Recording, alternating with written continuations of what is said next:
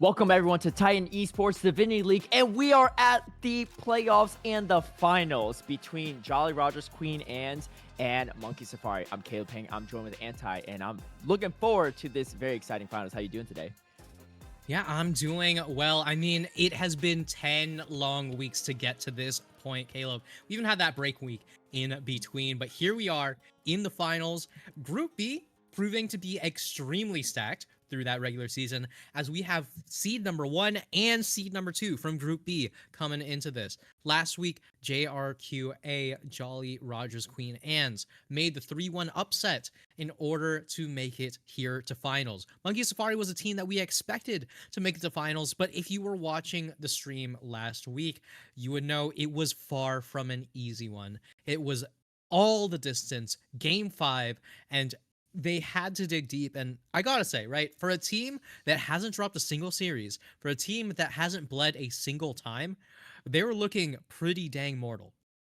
Yeah, I mean, there was a couple undefeated streaks on that, right? I think Batman, Sejuani, and Safari Frost's Yone, right, took their first losses in that series. But they won the series, which is what counts the most. And we have an epic showdown. This is actually a rematch from the regular season as well, because like you said, from Group B, they did face off in the very last week of the regular season.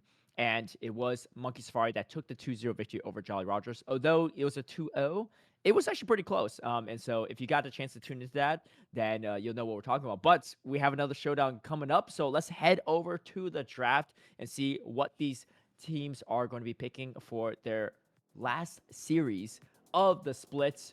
And this is a fun one too, because not only is it a rematch, but there's also two Frost mid laners on the field. Frost versus Frost, Jolly Rogers versus Monkey Safari. Let's go in the final series of the season. And it's going to be a Zeri and a Wukong band to start things off. I mean, that was something that I expected from the very beginning. We saw in that last week just how impressive Key's Zeri is if you actually do let him have it. So they are never ever letting that one through. Trundle being taken off the table, which does make me wonder if Jolly Rogers Queen Anne's are looking to take the Sejuani away from Monkey Safari in game 1, which would be actually really instrumental considering that is a fearless draft, right? But I gotta say, Caleb, 2-0 close though is the most fighting game tournament thing I've ever heard, but it's such a representative of what we did see the last time we saw these two teams together. So right now, blue side, first pick, what are we going to see? These teams are looking to play the series. They're looking to play the distance. We're seeing Orianna blind pick, blue side, first pick.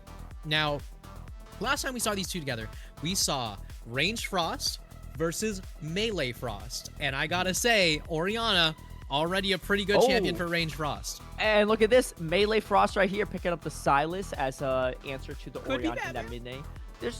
That's true. It could be, right? Especially jungle these days is, I mean, that could also be Batman as well. That could also be Batman. Yeah. The jungle meta is quite wild. I've seen a lot of Aatrox jungles lately, too, in the Kespa Cup, as we're going to get two of our melee champs picked off the bat. And then we get the Misfortune pickup for Ion D, which has also been a spectacular season for him as well. And let's see how they round this out. Now, here's the thing. Sejuani on the table could be... Oh, and there's the Aatrox. Okay. There you go. I mean, you know, could still be a top laner for sure, but... Could still be a top laner. Easily be in the jungle, and also it could be a flex. Yeah, I mean, the biggest thing... Oh my god. Okay, so we've got 3 champions on the side of Monkey Safari. None of them technically locked in. Sejuani's AP ratios did literally just get buffed. So I don't think we're going to be seeing the Sejuani into the Orianna, but we have a very versatile looking team composition that immediately got narrowed down by those decisions here. Now, Monkey Safari say there is no shot that this is going to be an Aatrox jungle, that it is going to be the Aatrox top lane. So we are simply going to be banning away the junglers. We're taking away the Lilia, we're taking away the Vi, taking away these extremely powerful point and click champions and extremely powerful AoE champions, right? No one to make it so that way you have that quick and easy ball delivery system. Speaking of which, Malphite's still on the table. And Mal the Rock Vitamus, my favorite jungle pick, is still very much available. Yes, but it's pretty tough, I think, to play into opposing Silas, right? With the Malphite, that is definitely an Yeah. ultimate that can really punish you if you have a Silas on the other side. So we'll see if they go for that or not. But we get the Seraphine pickup, and then we get the Rel pickup to match that support option. And we'll see how they round this out. Again, it could still be an Aatrox jungle, but we'll see in this final pick. Oh, and it's going to be Diego. Whoa. So likely going to be in the jungle, and Aatrox going to be on that top lane. But I mean, I've seen a few Viego mids before as well, and We've also sometimes they pop off. So yeah, we've also unlikely seen a here. couple Viego tops come in pretty recently, and interesting who is going to be your AD carry. I think that might actually just be key on the Seraphine AP carry here, which honestly, I don't dislike. There's a lot that you can do with it. There's a lot of healing, a lot of shielding, and much more importantly, right? For a team that has such little range, like Monkey Safari, you want someone who has that go button. You want someone who has the ability to just go straight on in, hit that encore, and more importantly than that, keep the team alive. Now, Seraphine, one of those champions where if you pick up a Dawn Core, if you pick up the more supportive style build with the Redemption in there somewhere, you can do a lot in terms of the shielding for your team. You can make sure that your melees can do so much work there. Now, this is something you're not going to see in solo queue. This is an I trust my teammates moment. And honestly, with the way how Monkey Safari has been playing together, I don't blame Key for trusting his teammates. Yeah, this is going to be interesting too. There's 4 melee on the side of Monkey Safari as well, so that's going to be really interesting for the Sejuani. But that's also a bit scary playing into Aatrox, right? However, you do have the Keeper's Verdict to maybe knock the Aatrox out of the fights for a bit and buy your team some space. So this front line is pretty nasty for the Monkey Safari, but a ton of AP damage as well too. So we're going to probably see a lot of Merc Treads on the solid Jolly Rangers. Which composition do you like a little bit more in this head-to-head matchup? So this is a pretty interesting one, right? So in my opinion, a lot of the times when you look at this traditionally, you think to yourself, okay, well, JRQA have a very clear idea of what it is that they want to do. You want to go in with a Rel, you get that Magnet Storm, you get the crash down, and it makes things very easy for Orianna to hit R, for Misfortune to hit R, for Viego and Aatrox to go in, get those resets, just do whatever it is that they want. And then you look at Monkey Safari's side and you realize, oh, they have Poppy, right? There is one go button on the side of Jolly Roger's Queen Anne's, and that go button is so easily stopped by the existence of Poppy here. Now, things like the Orianna Shockwave can be stolen away by the Silas. Things like the Misfortune being able to strut away from all of her problems, gonna get stopped by the Sejuani, gonna get stopped by the Ambessa. There's a huge amount of focus on Death Ball in both of these compositions, where if you have 5v5, if you have 4v4, both of them work extremely well. But the biggest things that JRQA want to do in their Death Ball gets taken out by Monkey Safari. So I'm going to give the edge to Monkey Safari here, but it's going to be a question as to whether or not this Viego can get ahead. That's right. And there's going to be a lot of things diving Ion D here, right? You got the public execution from the Ambessa, Silas running at you as well. And so, you know, if you could keep Ion D safe in these fights, there could be some really big bullet times, especially with the melee grouping of Monkey Safari. But I think spacing is going to be a key here. As we get things underway, going to be, we'll do our best to explain which Frost we're talking about here, but we do have 2 Frosts on the field for those that are just joining in right now. I mean, it's still range Frost versus melee Frost. Nothing really has changed. Exactly, Caleb, yeah. is that Halo Blades on Poppy?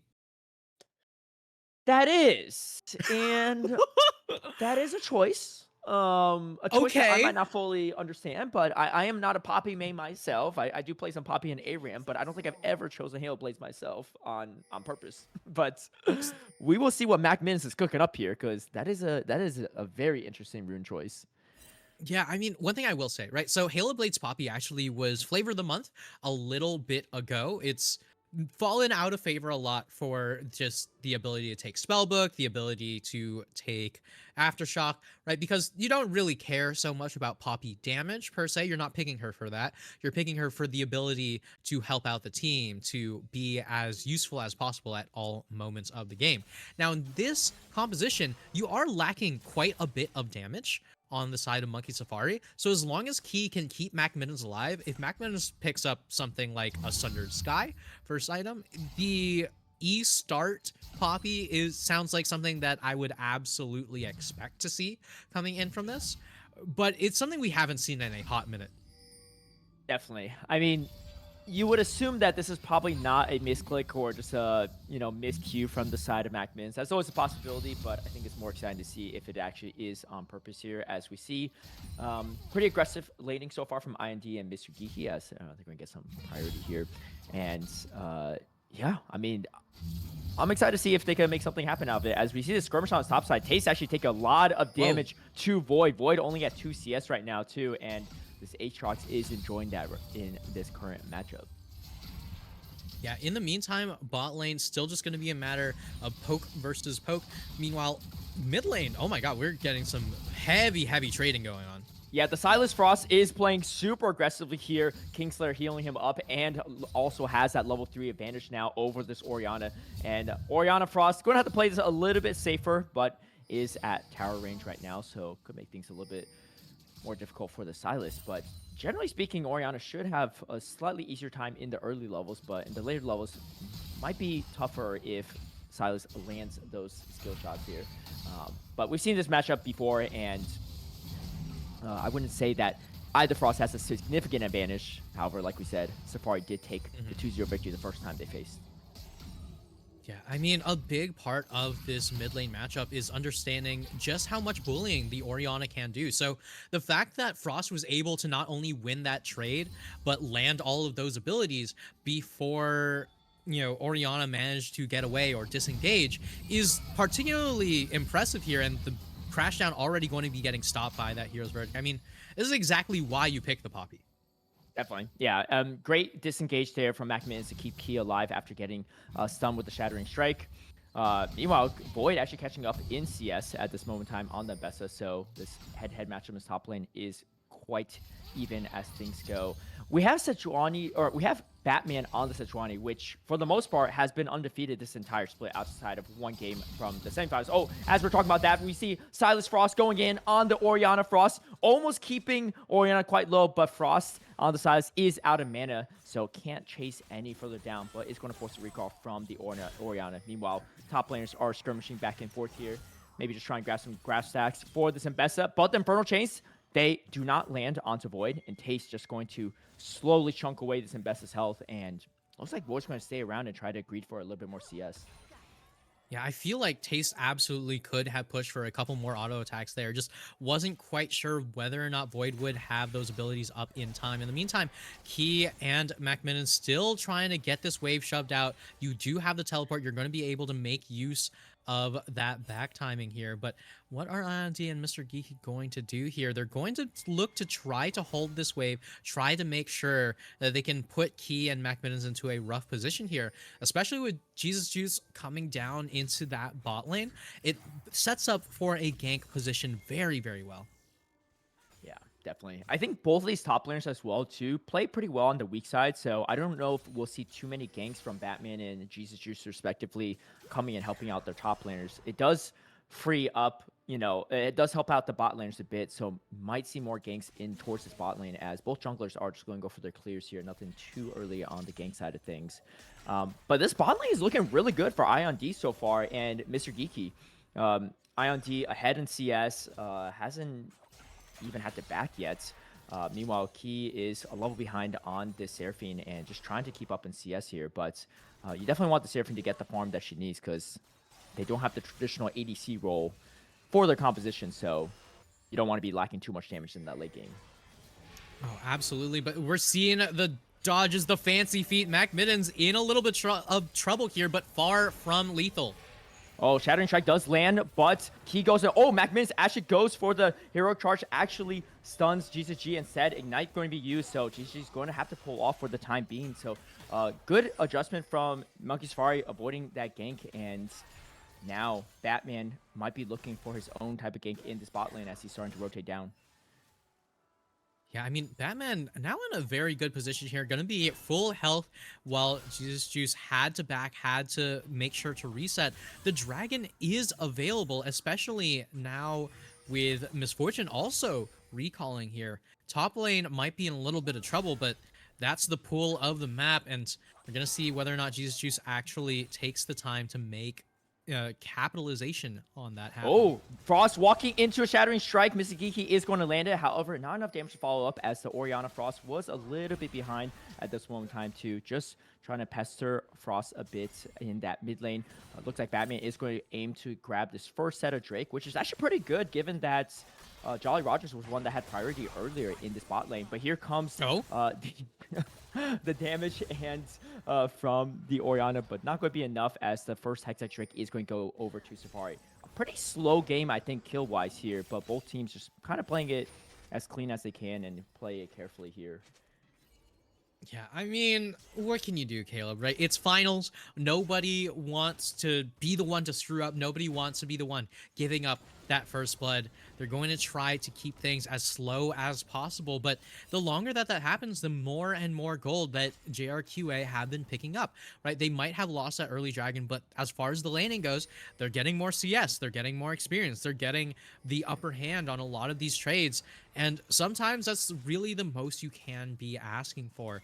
If you can stay stably in that lead, you are going to take that each and every day over the ability to lose all of that lead off of a shutdown. That's right. And we can see in the top lane as well, too. It looks like MacMinnis is going to go for a gank onto TES. However, Misugiki is there as Void Grubs are starting to be taken from Jolly Rogers, but one of them was stolen from Batman, and now there's going to be a fight going to be contesting 4v4 right now. ADCs are missing, but that's A-okay as they're going to go in. Aatrox really loving this matchup as the public execution does land onto the Aatrox, and TES does go down. First blood going over to MacMittens and Safari, but they're looking for more. Frost Orianna takes out Batman, and now Jesus Juice is on the run. Double kill for MacMittens' Poppy right now, and they get the 3 kills going over to Safari. They claim the Feast of Warfare, and overall pretty solid trade for them, losing only their jungler, but going to pick up another set of grubs. Mac Mittens on the Hail of Blades Poppy, reigning supreme here, not even needing to build any damage, able to do quite a bit in that fight. The biggest thing about it as well, right? Able to stun up the key targets, but most importantly, able to stop Rel from landing the crash down. The ability to just make sure that Mr. Geeky didn't have a chance to play the game is so huge there. Void not going to be going down just yet. Mac Mittens just make sure that there's no chance for Taste to do anything. And now TES going to get a little bit of pressure, but Aatrox is hard to kill, especially under turrets. Void will have to recall here as Batman just trying to maybe hold away for bits. But yeah, that was kind of crazy. That whole fight, I mean, it looked like it would be Taste's time to shine, right? You're just feasting in those melee matchups, healing back up, but the heal was just not there at that moment in time, and Batman trades his life though, but grabs 2 grubs for the team and 3 kills, something that I think Batman will sign up for any day.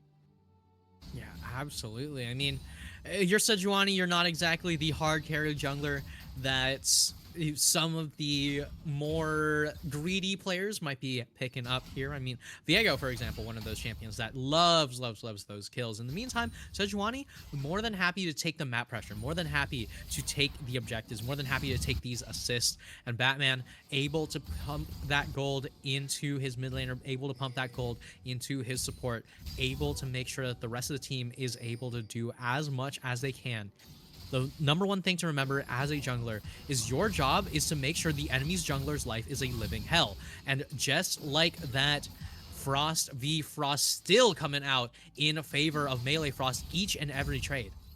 Yeah, I will say Orianna Frost is doing a good job of keeping up with CS, but yes, it has not been the easiest lane phase for this Orianna. You know, something I found really interesting in that last Grubs fight is that somehow Void only grabbed 2 assists there, even though it was in the thick of that fight, and somehow just avoided damaging any, whoever the 3rd champion was, probably was Orianna in that situation. But yeah, things are still looking pretty even, all things considered. You know, we do have more objective advantage on side Safari, 2 grubs, a Drake to their name, but the gold lead is actually on the side of Jolly Rogers. However, it's pretty much inconsequential as, you know, now it's pretty much even at this moment in time here as TES is going to continue trading with this investment in this top lane. Actually, over 20 CS ahead at this point, too, on this Aatrox.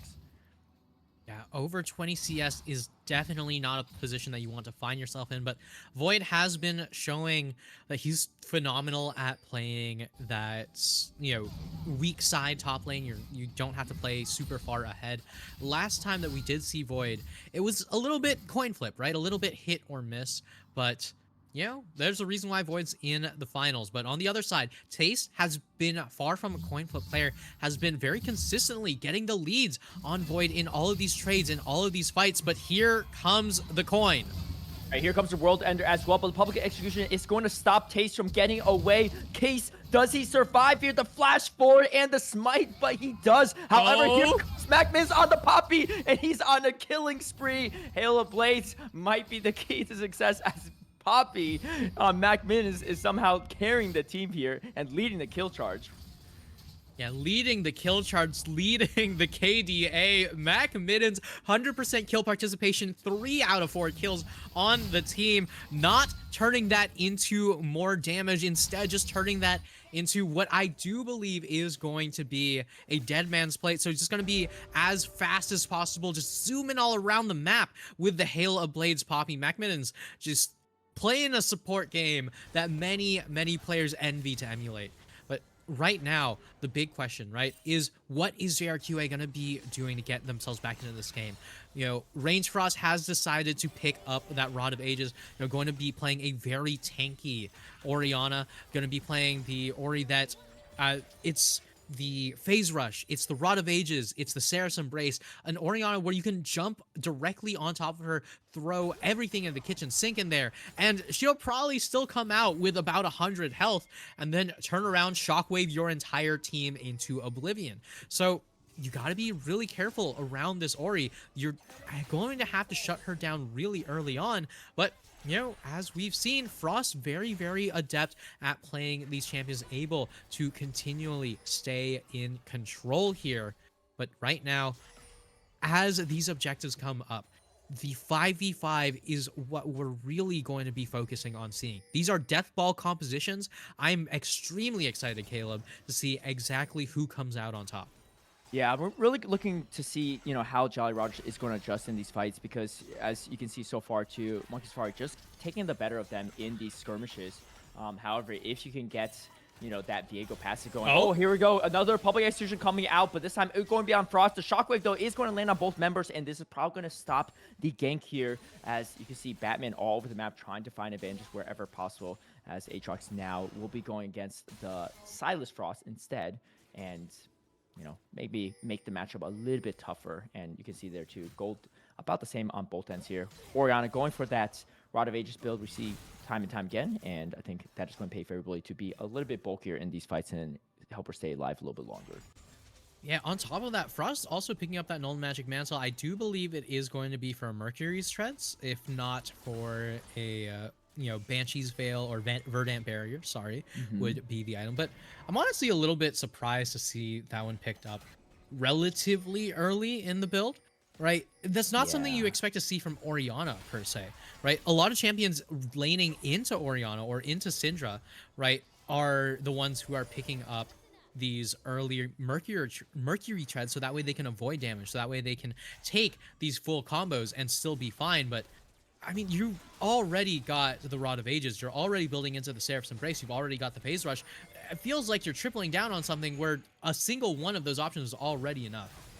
There is a lot of AP damage on side Safari, so I kind of see the idea. Oh, knocks 3 members out of the way. Encore doesn't land on anyone, but there's just Mr. Geeky and TES here trying to hold things together for now. Inferno Chase does land on a couple members here as the bullet time does do a little bit of chip damage. It's just not enough. All 5 members still alive on the side of Safari as here comes a shutdown, and now Viego has taken the soul of Silas. Flashing forward here, trying to lock down Macmins, but Macmins is still able to get out there in time.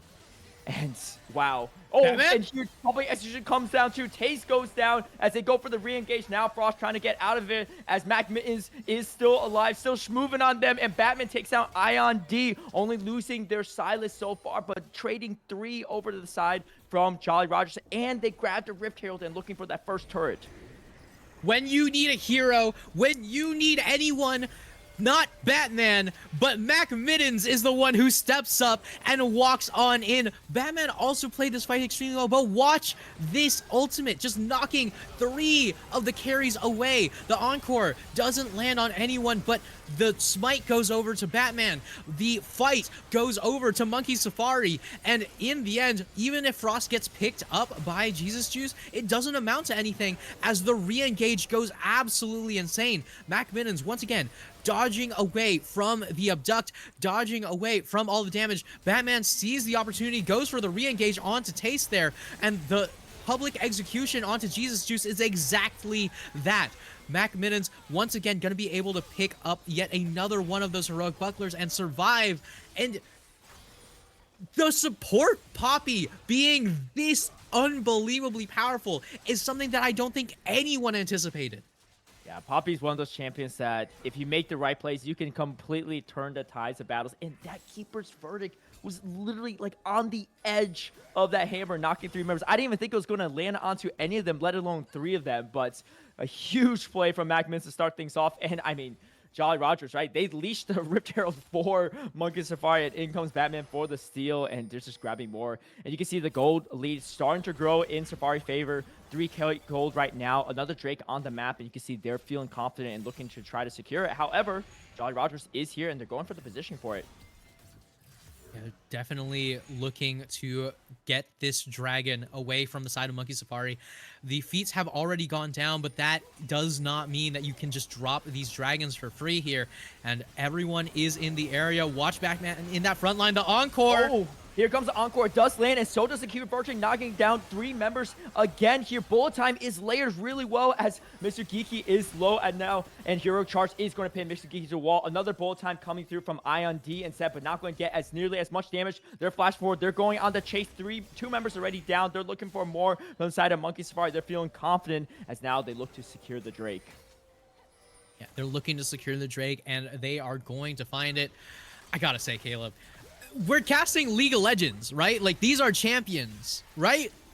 Yes. Because the more and more that I watch, I can only see more and more heroes popping up for Monkey Safari. Each and every one of these fights has big plays coming in from the Poppy, from the Sejuani, from now we're also getting Keys, Seraphine coming in with these Encores, with these huge engages, and there's so many go buttons for the side of Monkey Safari. It becomes so much more difficult to see what Jolly Rogers Queen Ants can do. That's one of the reasons I was a little bit concerned when I saw the Rel. I called out the Rel early on. I said, yeah, it's probably going to be the Rel as the engage tool as we get in here, but not seeing extra ways how to hit go was a big question. In the meantime, Void trying to get out of here as Jesus Juice and co are coming on into the top lane. All right, Batman is here for the assistance. It's going to be a 2v3 for now. As you see, Mac Middens also rotating over to this area. They're going to commit a lot for this. However, they might overstay their welcome. As you see Batman going for the gauge. They know Mac Middens in the area. Infernal Chains does land onto 2, and Aatrox going kind of crazy right now. However, Mac Middens is here as Step-As presence comes through. The Encore. The Encore! As the public execution takes out Taste, and now Jesus Juice running for his life. 2 members already down here, and he is running the completely opposite direction that he should be going, but just trying to buy some time for the rest of the team as all 5 members are chasing down this jungler. Jesus Juice might be able to get out to safety for now, as Ion D here, though, is going to be called. Glacial Person is going to be landing, but Cleanse is going to get Ion D out to safety for time being, and Jesus Juice does survive with his life, but unfortunately another failed gank attempt, and really great response from some Monkey Safari to match that. Yeah, extremely good response coming in from Frost at the very least, but that was something that, you know, Jolly Rogers Queen Ants, I love that they attempted it, right? A lot of the times when teams go down, when they don't have control, they think to themselves, all right, well, we got to make something happen. We got to make sure that, you know, we don't end up losing out here. Actually, hold on. This Otacon take is a little bit scary, especially with the minions right there. Oh, here comes the bullet time as well, and it's now Whoa! solo. Jesus Juice, a huge steal for them. Maybe what they need as they continue with the fight. Mac Middens is pretty low, and this is a big shutdown on the Poppy. You don't want to give it up here as they are low, but they are under turret. The Q2 goes forward, and here comes Stacy's looking for the shutdown. He does not get it. Mac Middens is now on a rampage. Jesus Juice looking for some more, trying to take out Mac Middens. Mac Middens still hanging on there. He's still alive, and Frost is going to take down Jesus Juice. Yes, they get the Otacon, but they lose 2 members for it for now. However, Mr. Geeky getting caught up here as Void is looking for Frost. Frost on this Orianna, trying to run to safety here. The turret is still here, but the turret is quite low as the other Frost does take down the Rel. Kill goes over to Batman, losing 3 members here. And unfortunately, you can see Jolly Rogers, they're trying to find advantage where they can. It was a great steal, but they just couldn't get the kills they wanted, and they couldn't get the shutdowns they want. Yeah, I mean, that was one of those moments where you think to yourself, okay, well, is this the moment? Is this the opportunity for Jolly Rogers Queen Anne's to turn this one all around? Especially at the Otacon, right? One of those things that we've seen time and time again from even tier 1 teams just throwing it all away at the Otacon. The steal does come through, but in the end, Monkey Safari still gonna find a way how to come out on top. So many people have the dollar signs in their eyes just glowing, and it's looking like a cartoon chase here for Mac Midden's Poppy. But you cannot chase the Poppy. It's not Singe, but dear God, is she still hard to die. Yeah, I mean, you can see too, they're desperate, right? They see how much shutdown gold is on this Poppy, on this support, but he is getting harder and harder to kill, and every failed gank attempt, they just get richer and richer as you see the gold lead over 5k now, and the objectives on the side, they have the feats of strength as well, and they're trying to look out to close this game, and every time they fail these team fights, it gets harder and harder for the next one. As you can see, they're trying to go for a potential gank here, but I just don't think they have the damage to do it as Mr. Geeky looking for a potential bush ambush, but there's not enough members here to back it up as TES is starting to rotate down over from the topside river too. Yeah, I mean, Caleb, I gotta say, this is one of those games where you think to yourself, well, you know what? All of these fights have been really close. All of these fights, we've been really getting closer and closer to the opportunity that we want, to the opportunity that we need, to the position that we want. We're so close to turning it around. You hit tab and you realize it's 2-15. Right? Yeah. Jolly Rogers Queen Anne's have been putting up a valiant fight in a lot of these moments, right? They've been taking the time to rotate around the map, try to trade objectives when they can, try to take the opportunities as they present themselves. But it's dug them quite the hole. They're down 6,000 gold, and in the end, the question is, how much further can you go? How do you play this game against a Poppy who shuts down your one and only go tool? Yeah, it is not an easy one for sure, as you know, not only is it Poppy, but Batman 14 out of 15 kill participation, Poppy 13 out of 15 kill participation. These two have been all over the map creating havoc for Jolly Rogers as they look now. They are on Soul Point, Chemtech Soul. It's just going to be even harder to kill the front line of Monkey Safari if they grab that Soul. And I think Jolly Rogers, they just have to farm up and try to set up for this final potential fight at Soul, right? Like, if they could steal the Drake, slow the game down a little bit, maybe they have time for to come back from it. But right now, the pocketbooks of Monkey Safari is just too deep for them to take a fight.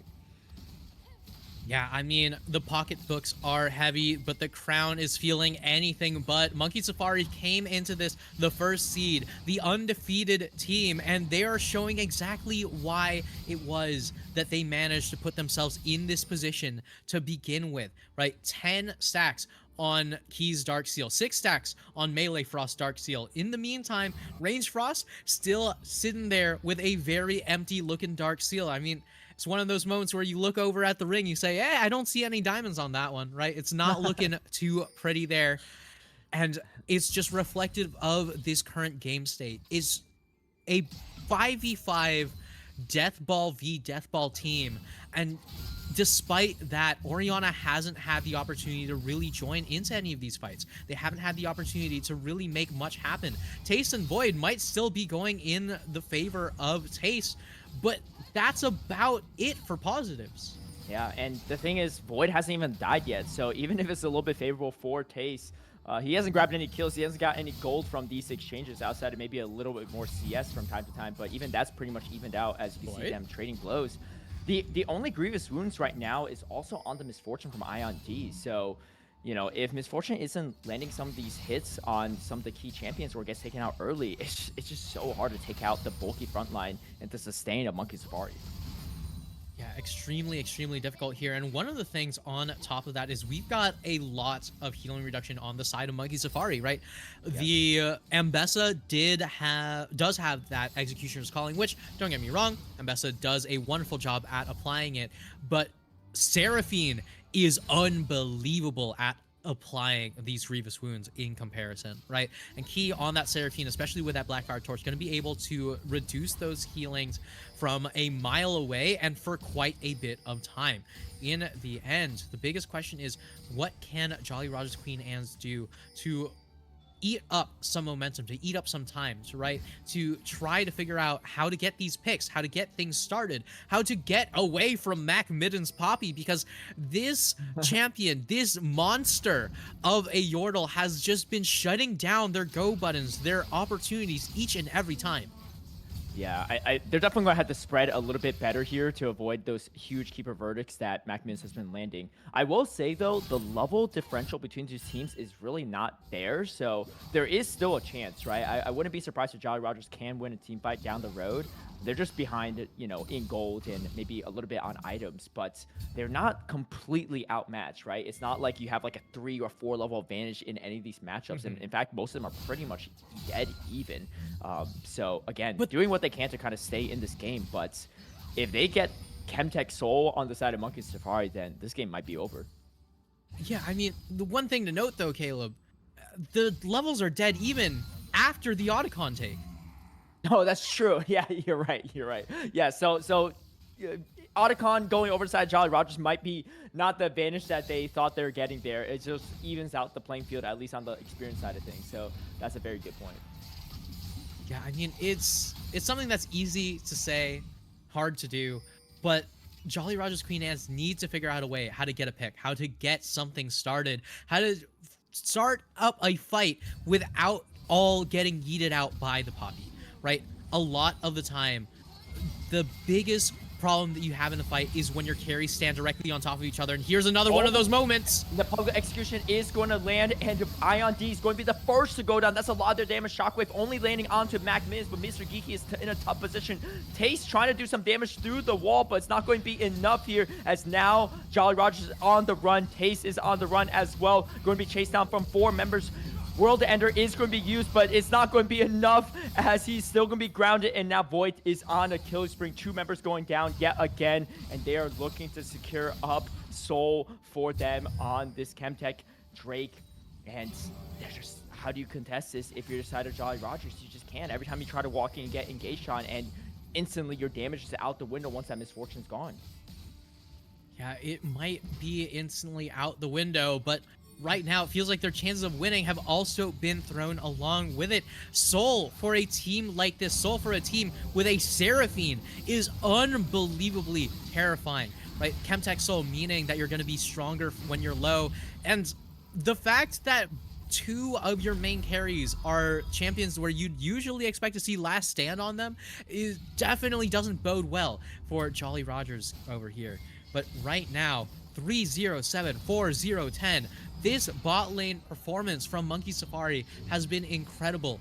I mean, we've been saying Mac Midden's praises the entire time. He has been doing exactly what the pick is supposed to do, right? You pick the Seraphine saying, I know that I can do a lot, but I care about my teammates here. I trust my teammates. I'm going to enable them. And you have the Staff of Flowing Water. You have the ability to make something happen. Oh, and here comes the teleport as well. Void looking for Ion D, trying to take out the ADC, and goes down yet again. Here comes the TP, but it might not be the TP you want to take, as Taste is in the thick of it. World Ender going to be used. Here's Virgin actually going to keep him alive for now, but Jesus Juice is now caught in a tough position. Tries to Heartbreaker out of there, but doesn't get out in time. Maybe does survive somehow, and now finally goes down to Key. They pick up another one as well. Glacial Person doesn't land, but it doesn't matter. Mr. Geeky goes down yet again. That's going to be another 4 dead on the side of Jolly Rogers. They're looking for 5. They're looking for the ace. They're looking for the game. Yeah, and right now, Frost, the only one standing in the way. One abduct doesn't land, but what will the rest of the team do? They're following up. They're jumping on in. They're taking down the towers. They're taking down the inhibs. They're looking to take down the Nexus. Caleb, it might have been game 1, but it is very, very over. And they're going to end it in fashion. 31 minutes shutting down everything. The last time Jolly Rogers got a kill was back during the Rift Herald fight. 23-2 is the scoreline from Monkey Safari. They're undefeated this entire split, and they're looking to take out the championship as well as they take game number 1 here in this matchup. Monkeys Safari once again on the backs of Batman Sejuani, but most importantly, I'd say Mac Middens on the Poppy. What in the world was that performance, right? The composition itself put together extremely well, but the Poppy was both a wonderful pick into the composition that was chosen by Jolly Roger's Queen Anne's, but more importantly, the performance from it was incredible. Mac Minnez did more damage than Key did. Yeah, Magman is doing a ton of damage on the Halo Blaze Poppy. Deathless as well, and Void leading the charge in that damage. I'm just slicing through the rest of the team. And just a fantastic overall performance from everyone, right, on the side of Monkey Safari, showing everyone why they are undefeated and why they are the best team this entire split. And they have 2 more games to go to take the championship, take the crown. Can Jolly Rogers stop them is the real question. We're going to take a quick break, but we'll be right back for game number 2.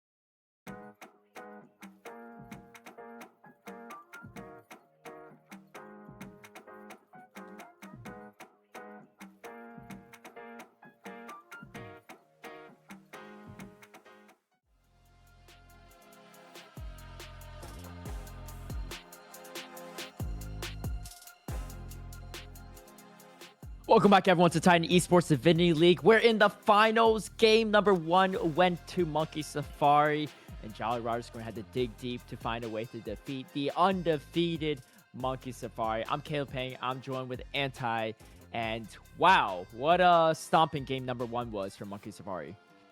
Yeah, I mean, a stomp is definitely a way to put that, right? 2 to 23 is absolutely just dominant performance coming in from Monkey Safari. And once again, Monkey Safari coming into this as the first seed, right? We expected them to come into this the expected winners, the ones who are going to come in swing, the ones who are going to come in doing extremely well from the get-go.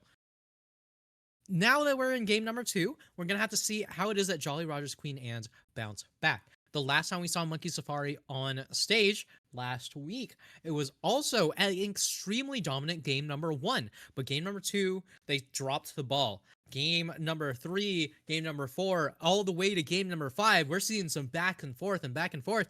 And we understand a team that's as powerful as Monkey Safari is far from unkillable. They are absolutely defeatable. You just have to have the right answers for the right moments. And a team composition that only has one go button that gets taken away by a single champion pick that the enemy support is clearly extremely proficient on, not going to be the play. So my question to you here, Caleb, is what is it that Jolly Roger's Queen Anne need to do in order to take this series? Are they going to throw away game number 2 in order to tank a lot of Monkey Safari's picks? Or are they going to look to end that momentum in game number 2 and stop the possibility of a 3-0 right here and right now? Yeah, I mean, we saw it last week too, right? Monkey Safari was pushed to the limit and did go all the way to game number 5. And even though they looked strong in some of the games, did not look so strong in others. So there are weaknesses that can be exploited. I think the big thing is there was just, I think you said it best, right? There were just fights that just barely were out of Jolly Roger's reach, right, in the early game to maybe the mid game, but they just got further and further out of reach as every time they just kept giving away kills and not getting any of them back. And so I think, that's just something that Jolly Rogers, as long as they, maybe don't commit too hard, right? Because they committed a little bit too hard, fork back minutes on that Poppy so many times, they couldn't kill him. And they just give up goals nonstop in these dives. Also, they're just dead and they're just losing objectives all over the place. I mean, the only saving grace they had was really that Otacon. And if anything, that just, like you said, even up their levels at best. So we'll see if they're able to find the way here or not. They are going to be picking the red side, so looking for that counter pick. And Monkey Safari is going to have that blue side first pickup. That's the J4 and Zeri going to be the first 2 champions banned. Yeah, I am very glad that Jolly Roger's Queen Anne are still leaving that Zeri off the table. We saw just how much damage that Zeri could do last week around. But remember, Key, once again, going to be a big, big question mark for the side of Jolly Roger's Queen Anne's, because we've seen this man can play the AD carries. This man can play the mages. What exactly is it that we are going to be seeing here? But in the end, as time moves forward, blue side first pick given over to Monkey Safari. Now, what is the option chosen here? Usually, Jolly Roger's Queen Anne's would be opting for a blue side if they have a crazy opportunity here. There's Mal the Rock Vitamus. Great blind pick nowadays, especially with Trundle off the table, with Silas off the table. Yes. One of those champions that I think is phenomenal. Sorry. Bless you. Absolutely phenomenal in a fearless draft composition. Yeah, and we've seen it have some success in the jungle. Obviously, could be a top laner as well, so it has a lot of flex. I mean, a buddy of mine, Kangas, one of the LCS casters, actually loves playing Malphite support, but he's maybe not the most pro play pair. Oh, we get the Galio as well picked up here too. So a lot of engage on the side of Monkey Safari. I'm very excited for this. Sivir going to be really strong, obviously, as a hyper carry. But right now, this Malphite pickup is ready looking good. Oh, and we got the Camille. My God. Whoa. Okay, I mean, so this is going to be a Malphite jungle in all likelihood. But this is going to be a lot of things jump on top of Ion D. And yes, you have the spell shield, but you can only spell shield so many things at once. There's still Camille support as a possibility on the table. So, Galio support I mean, we're also still possible too.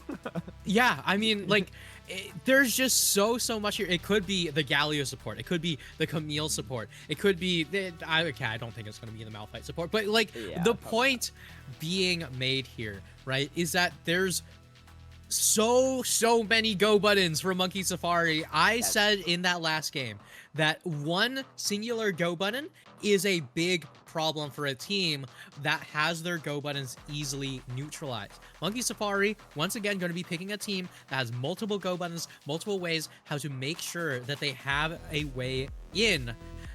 Jolly Rogers Queen Anne's, they have the Sivir. What else are they going to go with, right? So Sivir Yuumi, okay, that's definitely an opportunity that you can choose here, right? So the big thing now is you have Sivir, you have the Xin Zhao, and with the Yuumi and the Shen, you are going to be able to just dash straight on in. The Alistar, on the other hand, going to make sure that Xin Zhao doesn't just get to dash in for free. The Sivir doesn't just get to exist. The Callista will absolutely make the Sivir's life a living hell. When you're playing a low-range AD carry like Sivir, you're usually thinking to yourself, I should be fine. I have Spell Shield. They can't engage on me. Alistar WQ buffered will just eat up that spell shield and still knock you up. In the meantime, Jolly Rogers Queen Anne's do actually pick one of my favorite picks in the game here, Swain, which is a champion that does exceedingly well into the heavy melee composition of Monkey Safari. I think that this champion is extremely underrated, but also very difficult to make work if you don't know how your Swain needs to function as a team. So I'm extremely excited to see who comes out on top in the Frost battle once again. But on top of that, I'm excited to see what in the world Ion D's got planned for surviving in this game. Yeah, I don't know about the Yuumi pick, but I can see maybe some of the rationale for it. I think the Swain pick is actually really smart. As a Galio main myself, it is not a fun matchup playing into Swain because he just permanently heals off you in that ultimate. And yes, you might have, a lot of magic resistance, but the Swain just eventually chews through you, and you can't kill the Swain either, right? It's not a typical mage that Galio really typically wants to enjoy. So I do think it's a really smart pick. And again, like you said, so much melee. So, and Callista's not the longest range ADC for what it's worth too, right? You're kind of in the face of a lot of champions you're fighting. And so let's see if Frost can pull something off here on the Swain. I do like to pick, like you said, I agree. I think it's very, very underrated. And I think in the right hands, it can definitely do some damage. But this is an interesting drafts. I really love the Monkey Safari draft as well, though, because like you said, how does Ion D survive, right? And once you kill him, it's going to be a ton of damage missing. And it's a great pick for the Malphite as well, because you can see pretty much all AD, or a lot of AD on the side of JR, right? So, yeah, and honestly, one of the big things that I do notice here that I am a little bit disappointed in is the summon Airy on Frost here on the Swain, right? So the big thing about it, right, is Swain, don't get me wrong, phenomenal in the laning phase into Galio, right? I mean, as you mentioned, Caleb, right? Man just gets to heal up on you all the time. You just get to auto the Galio as much times as you want. You've got the range advantage. You're able to just do everything that you want in these fights. Now, the thing is, Swain already does fine into Galio as far as the laning phase goes. You're not looking for kill potential. You're not looking for kill pressure. What you're looking for is a way how to scale up to the point where you can hit these 5v5 team fights, where you can be extremely strong as a team overall. In the meantime, level 2, this could be big. Macbin is not going to be able to get a dash on in here. IND just going to continually hit Key a bit as the Yumi's going to land some skills too. But IND is actually quite low now, Ugh. and this is going to be pretty uncomfortable to start CSing in this specific situation. But doing a great job. Oh, here comes the pulverized headbutt, and IND going to just kite back a bit as Key is a little bit too far to add some additional damage. But IND already chunked a ton in these matchups, but the Ricochet is going to help him CS a bit more easily despite being quite low. Yeah, but as the minions die, Macmillan's just going to continue to heal up Key, and it's going to be very, very difficult to see what exactly this does turn into. Frost, once again, struggling in the mid lane, especially with that Swain. Oh, Not a burning position where you'd Frost expect to see him. yeah, we burned the Frost, the Swain Frost's flash in that situation, and Galio almost picking up the kill, but just missing a little bit of damage. However, that flash going down is going to be nice for future potential ganks. Headbutt pulverize comes through. Ion D going to pop the spell shield to avoid any additional CC here. And now they're going to start kiting it out. Trying to run down Kalista. Flashes forward. Gets the first blood. Looking for maybe Mac Mins as well, as Mac Mins does not have the damage to take out Ion D. Wait, goes for the headbutt pulverize. Does have the damage. And now it's going to be support taking out the ADC. Mac Mins pulling on a clinic this time. Stunning up. And now here comes Batman out on that Malphite. Oh, sidestepping the projectile from the Yubi. But Yubi still picks up the kill. It's a bloodbath in this bot lane. Batman's going to be the one to clean up Mr. Geeky, but 2-for-2 trade, not too bad. However, a better trade for Ion D as that kill did go over to the Sivir. I mean, it's arguable that it was a better kill for Ion D here, but let's take a look at this one more time, right? So the bush is warded. The dash forward from Key thinking, all right, we have the opportunity, we have the ability to do so, but the exhaust and the heal are expanded. Key flashed on by Ion D, doesn't throw the barrier up in time, doesn't flash out in response. Ion D tries to make something happen a little bit too hard. Mac Middens goes in on Mr. Kiki here saying, hey, Batman, here you go, man. Just take this kill, end the cat, I should be fine. That last auto does go through with the summon Airy, but look at that minion wave. Look at how many more red minions there were there. That should mean a large CS lead for the side of Monkey Safari, and we can see it right there, 10 CS up on that Kalista. These top lanes are skirmishing, but not a ton of damage in this early game for these top laners, so going to be probably just trading a lot of grass stacks, as I do like that Galio Frost is taking a lot of aggressive trades with the Swain Frost. Swain pre-6 is going to be where you really want to try to dish out some damage, but once you hit 6 on the Swain, it's going to be a lot harder to take out that Swain, especially when that ultimate is up. But this game is already off to a hotter start than the last game. As you can see, nerves are out, and they're going for blood, and Jolly Rogers, Queen Anne's, they know they need to grab some aggressive plays and set the tempo here if they want this not to force them into a situation where they have to reverse sweep in the best of 5. I mean, I do gotta say, right? The fact that they managed to kill Mac Middens and Key for the first time in this series is already boding extremely well. That's true. Mac Middens almost was able to get out of there alive as Jesus looks for a gank, but does not land. The wind becomes lightning, and Frost is going to be able to get out of there A-okay for time being. But Swain is now level 6. It's going to be a lot harder to kill this as the taunt comes through on Void. And Void just going to take some blows back and forth with TES, as it looks like it looks like Monkey Safari actually is going to be one to pick up that first Drake. Yeah, first dragon going to be going over to Monkey Safari, which is an absolute expectation here. I mean, there was so much more control over the wave.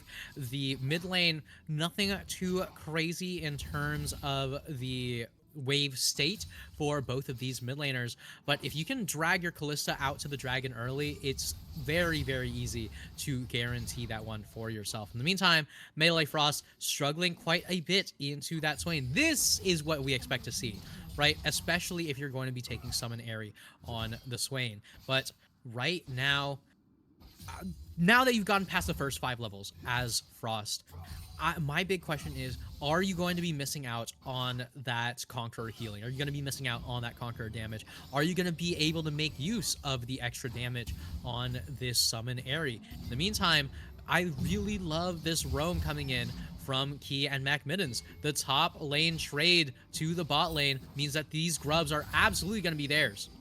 Trample going to slow down Taste for a bit, and here comes another Pulverize.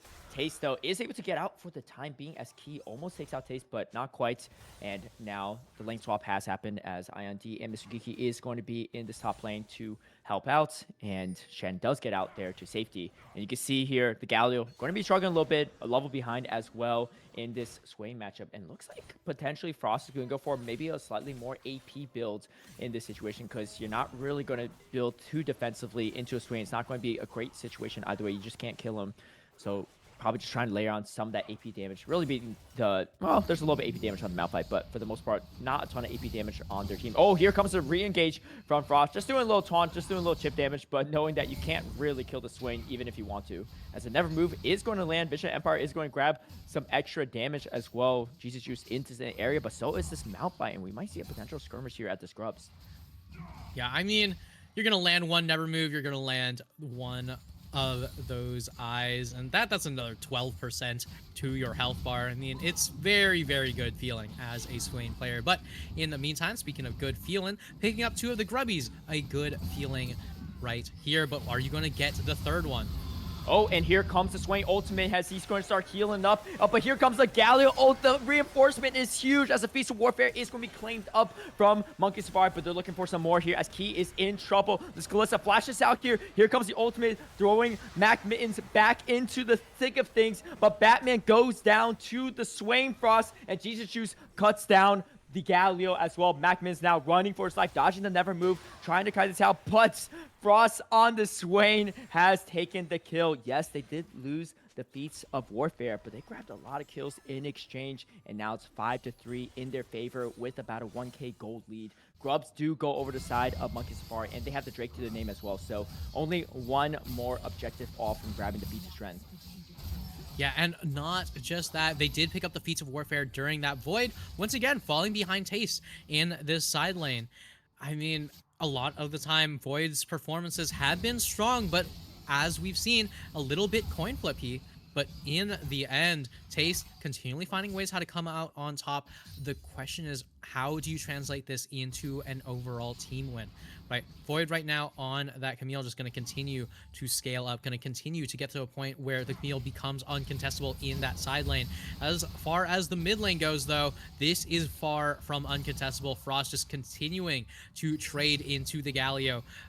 One of those champions that you expect to see really tanky, but it's the full AP Galio. You can't do much into the Swain. Yeah, I mean, you can see Galio Frost is trading as best as he could into the Swain, but Swain Frost doesn't care. You know, like, you could heal it back up, and you're still going to take the better of the trade. Every time the Galio re-engages, you just engage back, and now you force Frost to, recall on this Galio. And you can see the CS lead is starting to grow even further for Swain. 2 kills, assists to his name, has the Blackfire Torch completed up as well. This is definitely the start that Jolly Rogers needs to try to even up the series. Yeah, I mean, Blackfire Torch in particular are going to be able to do so much work once we start getting to these 5v5 team fights, right? Swain, one of those champions that is able to just output so much damage overall the longer the fight goes. We're getting a quick fight down here.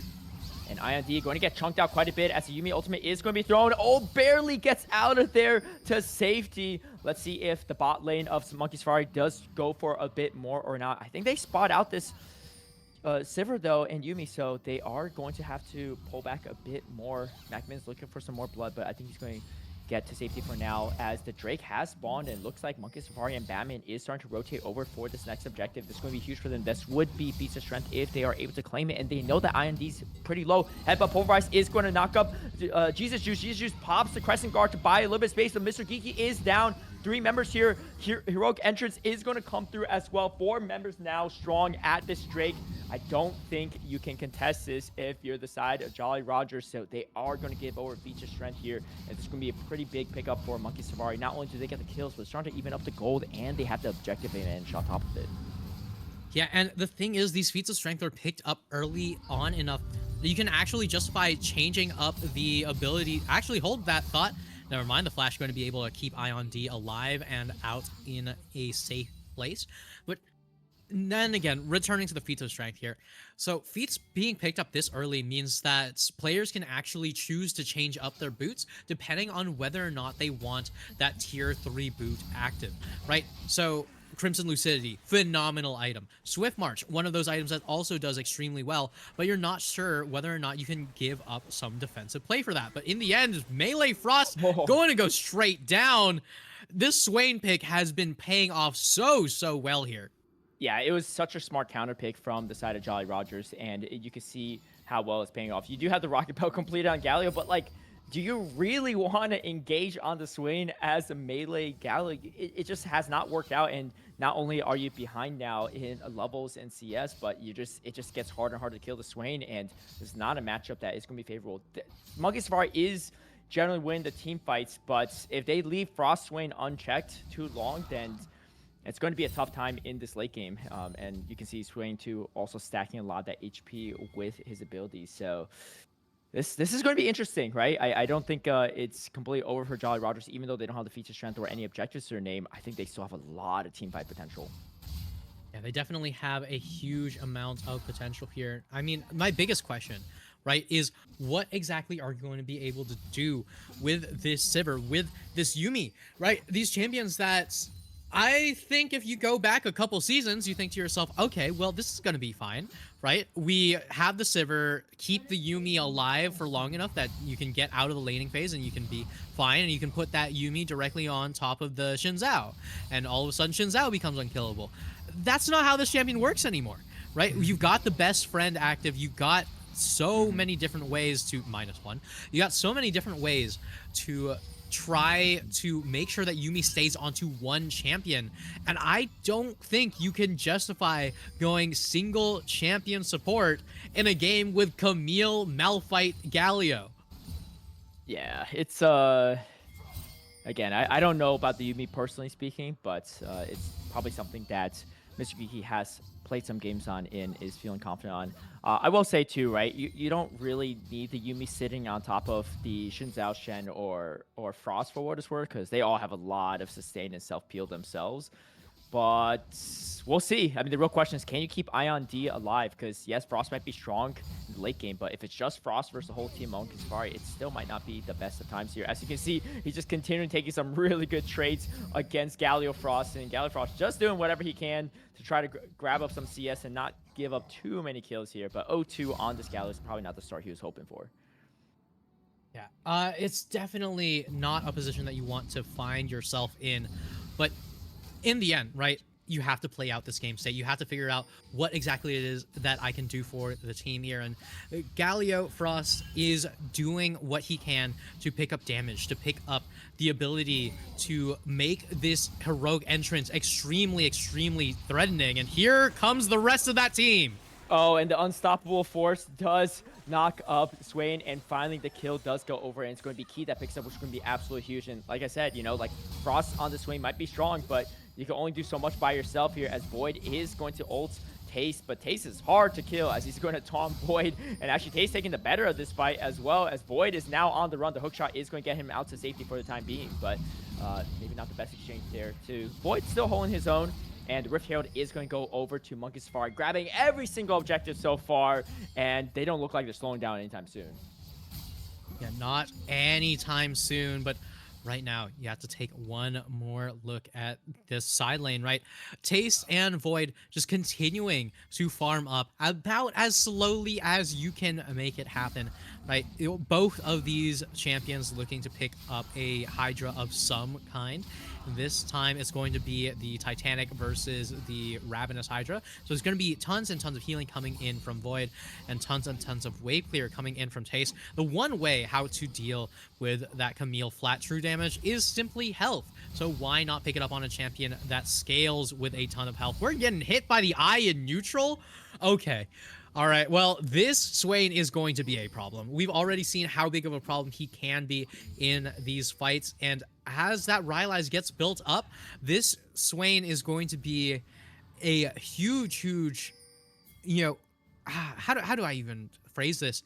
Not only is he going to be a problem, he's going to be a huge deterrent to even walking in towards any sort of objective.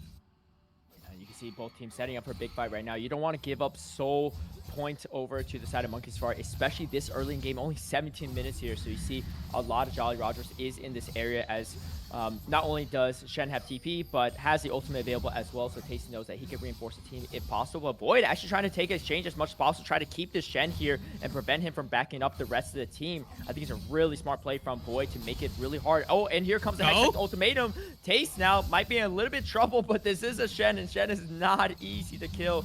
He is going to try to get out of here, but this is going to be a huge one by as Flash going to be used from Void, and seems like they're still going to skirmish, and maybe both of them are going to run away as the taunt does miss onto Frost, as now Shen has actually joined the fight just because the fight has moved all the way over here. Hookshot comes through though. You can see Void is thirsty for this kill. Does he get it? It's a real question. Batman's going to be one that cleaned it up, but now Frost on Swain has popped the ultimate. Going to start healing up and do as much damage as possible. Flash is away here too. Tries to find a little bit of space. Doesn't quite get it yet, and he's going to just keep kiting away and keep healing. They cannot kill this Swain just yet. Mac Minutes does go down to the ricochets of Ion D. They pick up Key as well, and this is the turning point that JR Queen Anne's are looking for as they take two members down on the side of Monkey Safari. They only lose their Shen, but now they can look to secure this Drake, which is what they need to slow down the pacing of this game and have a chance against Monkey Safari.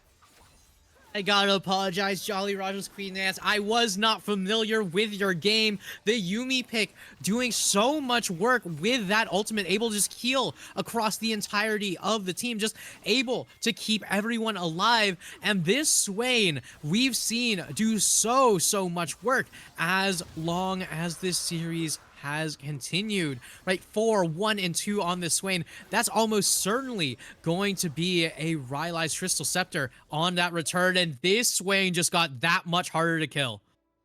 Yeah, Frost is looking strong on the Swain. It was such a brilliant pickup, and we can see it there too, right? Flashing away. It looked kind of dire at least a little bit for Jolly Rogers Queen Anne's, but the sustain was just so strong. I see Mac Mittens going for potential gank onto Shen. Hextech Ultimatum comes out yet again against Taze. The headbutt and pulverize is going to slow things down, but 2 TPs coming through here. Redemption healing is going to heal things up a bit, but this is the Swain that's entered the arena. 5 members strong here. Unstoppable Force under tower, under the turret though, and Swain is looking to try to take him down, but Taste is the first to drop. However, Frost is trying to 1v5 them at this point in time. Never Move doesn't land though, and Galio is going to start chipping away, and the ultimate has ended, so now Frost has to play a little bit safer here, dropping out the ward, trying to see if any potential gank is going to be happening, but I think he's going to have to pull back and give up this turret because there's just no way. I mean, 1v4 here is not going to be a great time. Batman does go down though, so still a 1-for-1 exchange, but they do lose the top turret. A good response from the Swain. Hopefully they're able to find some advantage elsewhere in the map though, as they did send all 5 members of Monkey Safari to try to kill the Swain and take down the turret. Yeah, I mean, we saw a huge amount of commitment there. Batman just jumped straight on in. The fact that it was under tower is something that's insane to me, right? Especially against a Swain who just finished Rylai's Crystal Scepter, and a lot of blinking health bars towards the end of that. But Swain manages to walk on out. The majority of Monkey Safari managed to walk on out, but instead it's just going to be a trade of towers. It's going to be a trade of kills, and it's going to be a trade between top and jungle. Now, my biggest question is, what exactly is it that Frost is going to be itemizing the later this game goes? Because triple haunting, guys, is unbelievably good feeling on champions like Swain. If you can pick up that Leandries, if you can pick up that Riftmaker, if you can pick up that Bloodletter. But the big thing here is against a team with Callista, against a team with Malphite, against a team with all of this undodgeable CC, it feels almost egregious to not go Zhonya's. Yeah, I think, and you know, especially in your ultimate form here, as we get another engage here, Frost caught in the thick of it, 3 members there, but he's sustaining so much as Jesus Juice is here for the backup. Still going to be a 2v3 for now as Frost finally goes down. He's here to join the fight as well. They said, you know what, the Swain is hard to kill, so we're going to send everyone to take him down. And now jungler down on the side of Jolly Rogers Queen, and they're going to look to secure the Otacon. No one there to contest as well, and another objective goes yet over to the side of Monkey Safari. They're a little bit down behind in gold, but not by much, and if they grab every single objective, or most of them, these are not going to look good for Jolly Roger's Queen Anne's in the long game. Yeah, I mean, the towers are being traded over, the minions are being traded over, but most importantly, Monkey Safari able to pick up these neutral objectives that are continuing to stack up in terms of the gold value, continuing to stack up in terms of the champion strength. I mean, Otacon was one that was stolen away from them in that last game, but this time around, it just goes very cleanly over to Monkey Safari, and it doesn't seem like there's going to be much stopping them from finding an opportunity to run on in outside of this Sivir and Swain. Right, so much of the wave clear is always being taken over by Sivir. So much of the damage is always being taken over by Swain. What are we going to see these champions turn into? What are we going to see these monsters evolve into? Yeah, Monkey Safari is just dumping a lot of resources into ganking Frost as much as possible, right? And it is paying off in terms of grabbing objectives and grabbing kills, but they are giving away some of the map pressure over, and you can see IND has a sizable over 20 CS lead over Key on the opposing side AEC, because IND is just saying, you know what, I'm just going to farm as much as possible. I can't really help out the Swain at this moment in time. And the real question is it going to convert to the damage they're looking for in the late game? And it's a lot of pressure on IND to do the damage necessary for the late game in these fights. And something I really like about Monkey Safari that they do, we saw in the first game as well too, right? They just constantly gank the strongest member of Jolly Rogers. You know, last game it was Taste on the Aatrox, right? Even though he was ahead a lot in CS, they helped out Boyd a ton and freed up so much space, and the Aatrox, even though he was super fed, just kept dying, right? I think died at least 6 times that game. And now this time they're putting all their focus on the Swain because they know he's a problem. If they leave him unchecked, it's going to be a bigger problem. So they're just trying to find ways to neutralize him. And they are definitely slowing him down a bit because I think he'll probably have a little bit more CS on the Swain, despite the already CS lead he has, as it looks like they are going to try to grab up Soul Point, but it is going to be contested as the Demonic Ascension is going to use, but is going to be grabbed from Monkey Safari as they're going to look to engage even further. Void is here and going to join the fight as the face call is going to be used, and Swain is still in the thick of it. The shutdown goes over to Jesus Dude though, as they are winning this fight. 2 members down already on the side of Monkey Safari, and Frost looking to grab some more. IND is going to be one to pick up the kill. 3 members die on the side of Monkey Safari. They grab the Drake. However, they don't have Soul Point. They don't have Soul just yet. And there's still a chance for Jolly Rogers to grab more Drakes and grab that Soul for themselves.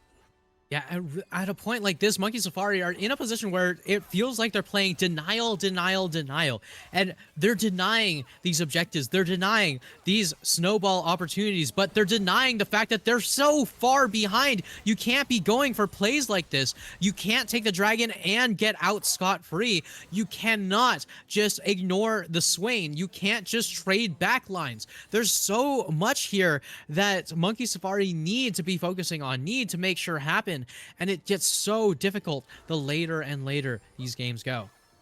Monkey Safari, they have so many objectives up their sleeves, right? 3 Grubs, 3 Drakes, Otacon, but they're the ones that are 4k gold down. And despite all their attempts to gank the Swain, they're still behind in the gold differential, and that's why they're losing these fights. Obviously, Mountain Soul would be huge for them, as, they're going to grab another objective.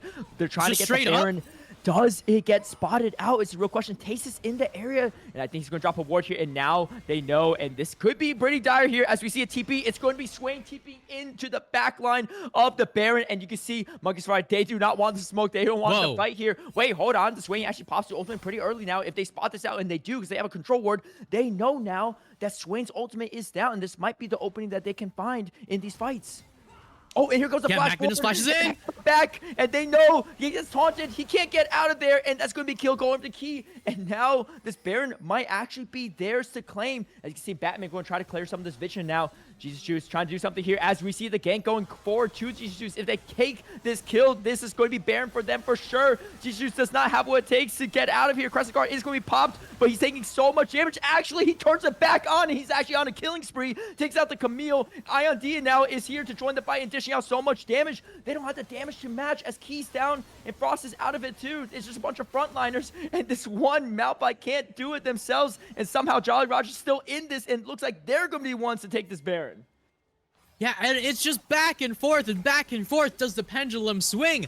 And Monkey Safari going to just jump directly onto Jesus Juice, but we've seen so many of these picks go so well for Monkey Safari, but this time the Schrodinger's pick comes up not in their favor. McVittins, as we can see, flashes forward, makes sure that Frost goes down, punishes the lack of teleport, punishes the lack of ultimate, and it should be a free Baron. It should be a free opportunity. Void jumps in, pops the Hextech ultimatum, and we have the heroic entrance on top of that, but watch how little damage Jesus Juice is taking. Key goes airborne, not going to be able to get the rend off within that Xin Zhao ultimate. The ultimate from Batman goes completely wide. Ion D just takes Key out of the fight, and all of a sudden, it's all coming up terribly for the side of Monkey Safari.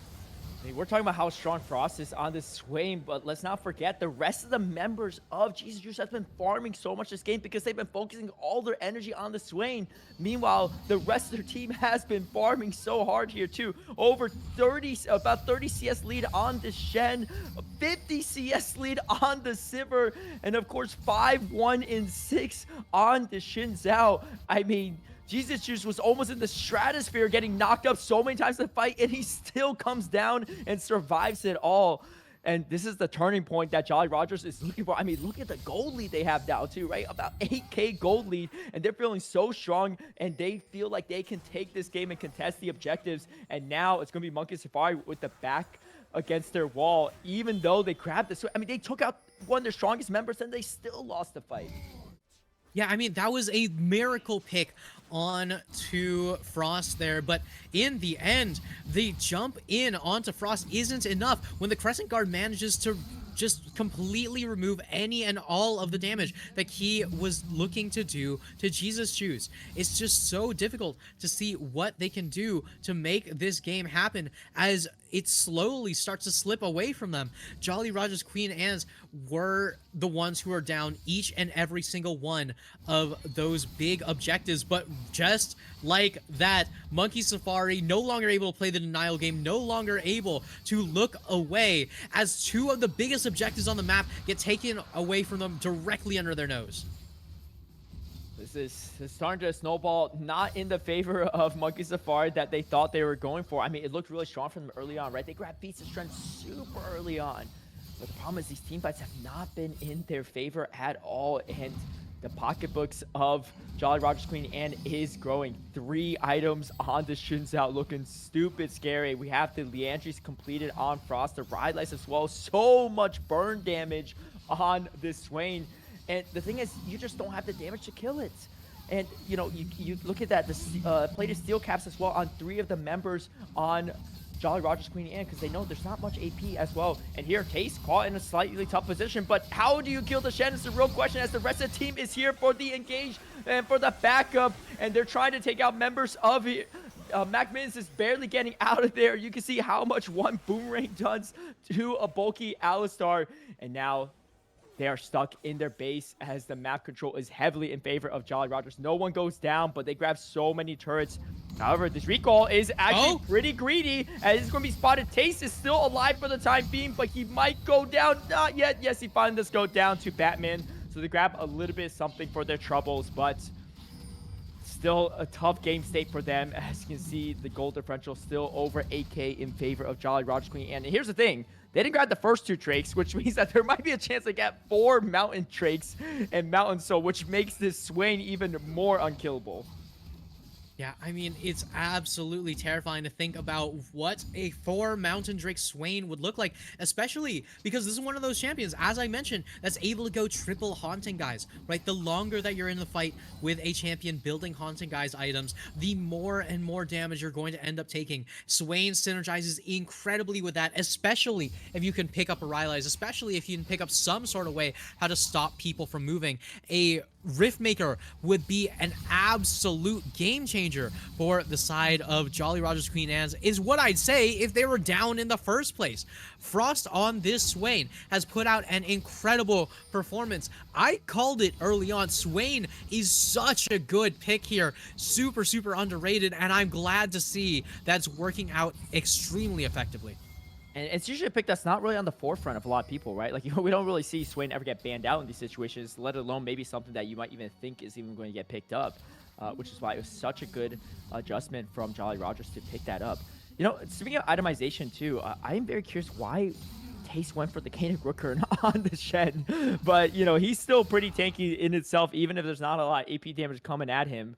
As you can see, this is probably going to be the last magic resist item he is going to build on that Shen, but things are Yeah, I looking mean, really good for Jolly Rogers so far. And look at the CS on the Sivir too, over 300 now on IND. yeah. I mean, one thing that I will say, right, about the Kainic Rooker pickup is that Tace actually did that as his second item, right? While laning into Void, saying, hey, you know what? You do so little damage to me, I'm just going to be itemizing for your jungler, for your Galio, right? Just going to be in a position where you're not going to be doing much of anything to me. And when you can get past those moments where you can actually put yourself in a position where this isn't a tempo loss, this isn't a loss of anything other than just a little bit of, odd timing, it's so unbelievably powerful, right? If you can continue to win against your lane opponent while not building against them.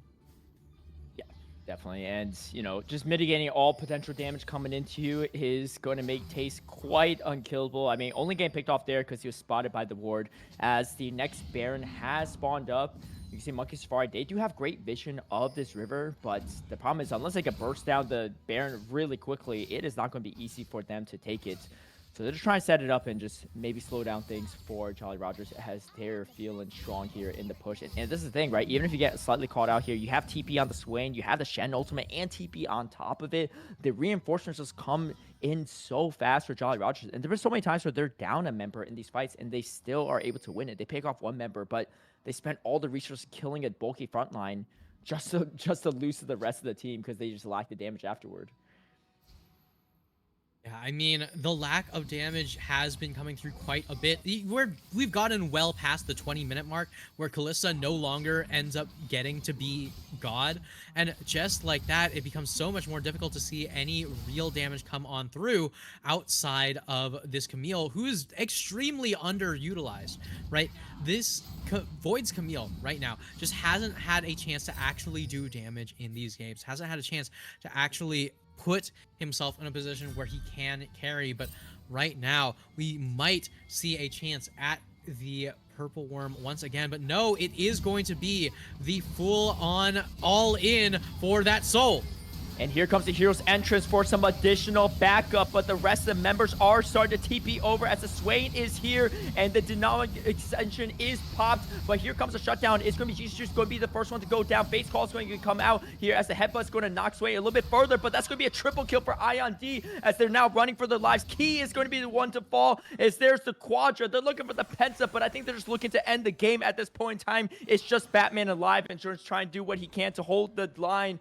But I don't think he has what it takes here on Just a Soul Malphite to the full onslaught of Jolly Rogers as they're going to take the first inhibitor tower down. Middle inhibitor is going to go down as well as the ricochets are clearing through the wave of the side of Monkey Safari. Yeah, and Monkey's Safari, what was an extremely dominant game number one, gonna get turned all the way around in game number two. Batman trying to clear out the wave, not gonna be able to do it in time. And look at the Nexus, 4 members strong, just gonna be able to pump it straight down the middle lane and take game number two. We have a series on our hands. We sure do, and what a huge performance from Jolly Rogers Queen Anne. After that first game, who believed Jolly Rogers Queen Anne could have done it? I don't think a lot of people. I looked at the predictions, you know what, I threw a few of my channel points in on the side of Jolly Rogers Queen Anne, and I think I'm going to be the only one to take all those channel points for myself. But yeah, look at that, a huge team effort, and a lot of damage from the side of Monkey Safari as well, but just not enough into that tanky front line. And Frost leading the charge in the damage. Ion D to back it up, and just, wow. This is why they are in the finals, and they do take a game off of Monkey Safari. We have now a best of 3 on our hands, and things are looking pretty strong for a potential long series. Ooh, baby. I mean, Sherigan was the one who started us off here. Caleb going to be wishing for it as well. And just like that, for all enjoyers of Titan esports content, we have a series on our hands. We are going to be going further than just a swift 3-0. We see some life in these teams. So don't go anywhere, because if game number 1 and game number 2 are going to give us something that back and forth, who knows what the future has in store for us. Well, we're going to take a quick break and we'll be right back for game number 3.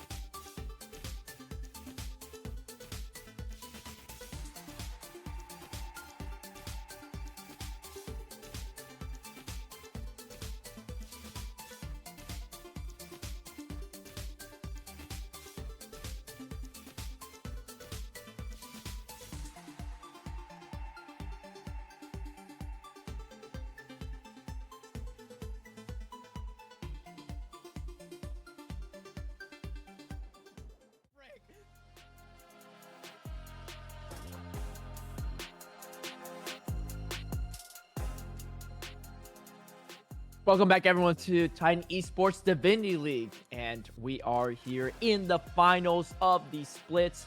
And the score is tied 1-1. Monkey Safari versus Jolly Rogers Queen Anne's. And we have a real series on hand. It's despite the dominating fashion that Monkey Safari took in game number 1, Jolly Rogers Queen Anne responded in equal fashion in game number 2. I'm Caleb playing. I'm joined with Anti. And how you feeling? Especially after that Swain pick. It was looking pretty nasty in Frost's hands.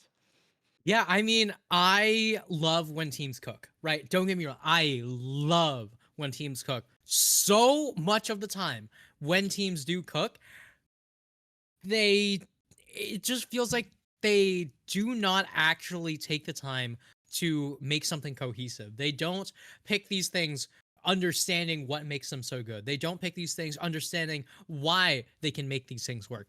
Just gonna think back to the last pick singed mid that we saw not that long ago. But the thing is, this was a team composition that actually did revolve extremely well around that Swain pick. And Swain is a champion that I think is unbelievably power in current meta. Is just he tends to fall behind a few of the more popular mid laners because if you're not putting in a decent amount of time into him, you're not going to be able to understand what you can do to actually utilize the absurd amount of strength and versatility that that champion holds. And Frost on that Swain just did a phenomenal job. I was a little bit concerned about how much you were going to be able to make use of the Summon Airy. And don't get me wrong, Summon Airy is the standard to go to into Galio for Swain. It is very, very good. But so much of the Swain pick was all about the team fighting. And my question is, how can you team fight if you don't have the Ghost, if you don't have the Conqueror to make that ultimate as strong as possible? By being better, apparently, right? Frost did a phenomenal job on that Swain. Ion D got to free hit so much because so much of that CC was forced directly onto the Swain, who refused to die each and every time. I loved that performance from Jolly Rogers Queen Anne's. I would love to see something just as exciting going into game number 3. The draft itself from Monkey Safari looked so strong initially, right? Camille Galio composition with the Malphite. Like, we're like, how's Ion D even going to survive for 2 seconds in these team fights? But they had the response they needed, and they won the game they needed as well to crucially force the series to a 1-1 game state, because you do not want to be behind 0-2 to start things off in a best of 5 here. As we're going to get the standard bans picked up, going to kick things off with the Zeri and the Trundle ban, the Wukong ban on the side of Monkey Safari.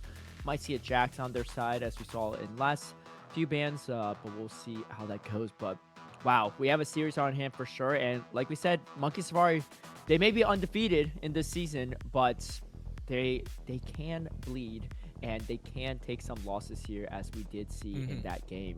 And now Jolly Rogers Queen Anne is going to be on that blue side. Monkey Safari opting for that counter pick, that final pickup in this one, and we're going to see how it goes. So actually pretty much the same bans. Yunara was banned in a later portion of the draft last game. Jax is now technically freed up for the side of Jolly Rogers Queen Anne if they opt to go for that, but they're going to go for the Scion first pick instead. Okay. All right. We'll see what the response is. Rek'Sai, usually a good response to it, but the real question is Rek'Sai up Void's toolkit? Oh, the Gwen. Ooh. Okay, like this too. A really big tank shredder, and has a lot of carry potential as well. So, I mean, it's a small chance it could be like a Scion jungle, right? But it seems unlikely. Oh, and we get the Skarner pickup from Batman. Yeah, I mean, two champions that will do extremely well the Scion, regardless of which side of the map sign ends up going into. Second picks coming in for JRQA, the Nasus. Wait, hold on. Is this a Scion jungle? I think this might be a Scion jungle. Nasus, one of those champions that can do exceedingly well into the Gwen. The Wither is such a powerful tool. If you do decide to pick up a Dorn's Ring as your first item, you can even start up with the Spirit Flame and make sure that Gwen doesn't have a chance to even contest that wave from level 1 onwards. So I'm extremely excited to see what this does turn into.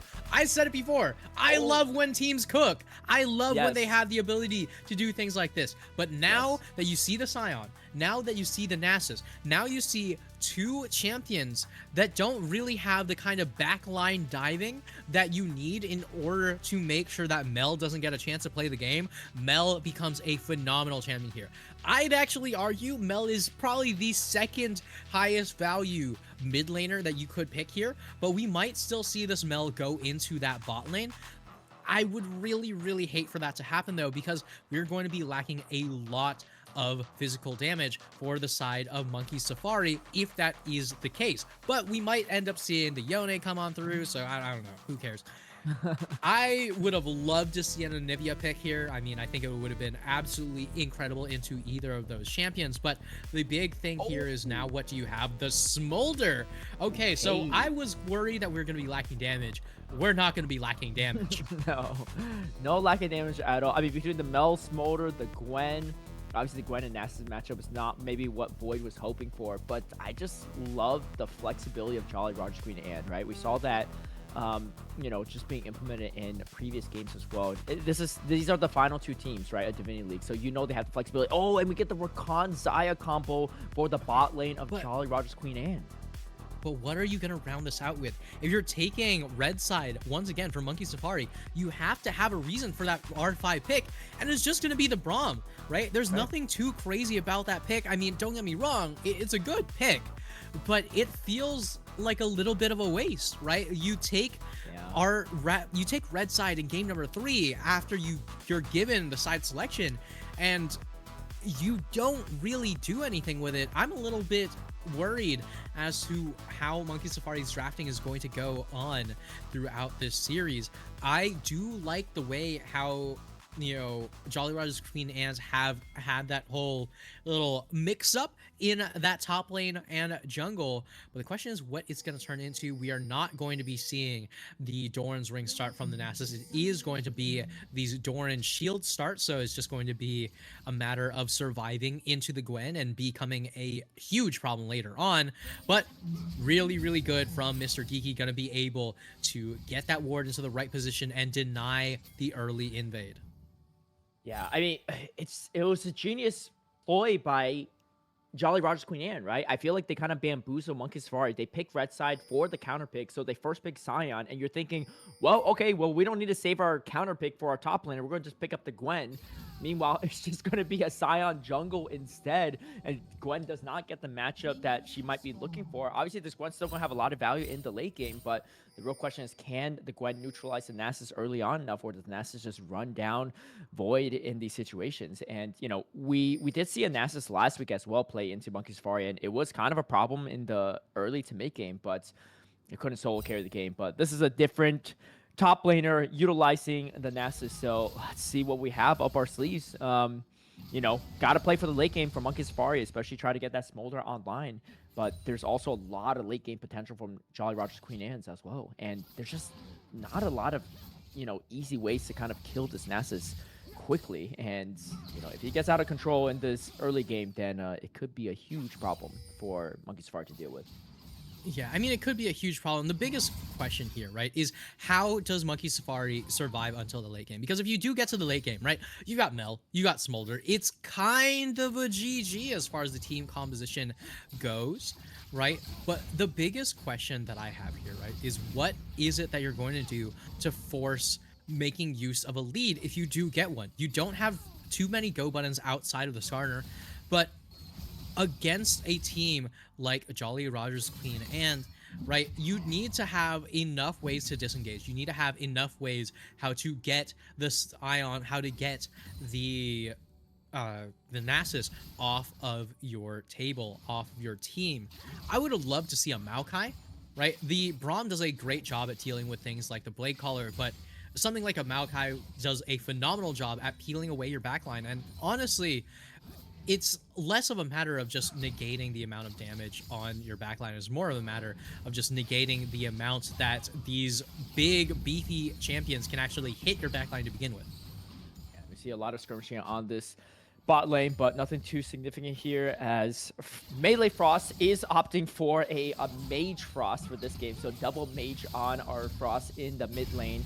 And it definitely, oh, Oh my doing a god. lot of damage back here too, as the Wave might have to recall at this moment in time, but there is no mana on the Mel for the time being, so maybe we can stay in the lane a little bit longer here. As you can see, Key just trying to stack up as quick as possible on this Smolder. This Wave might be in trouble. No mana is getting rooted up here, and we get first blood going over to Mel on that mid lane, and that's going to be a huge early advantage for it, and already ahead on CS, shoving this Wave as well. Meanwhile, there's going to be a gank on the top side here. Batman looking Oh, for the pin, but no, does quite get it, and TES is still able to get away to safety as the damage is not going to be followed up from the Gwen. So unfortunately, maybe a not super successful gank for the side of Monkey Safari. However, TES was forced to pop the Ghost, so that is one summoner spell that is going to be gone, but Nass is going to be okay for now. Does have the low advantage over the Gwen for the time being too.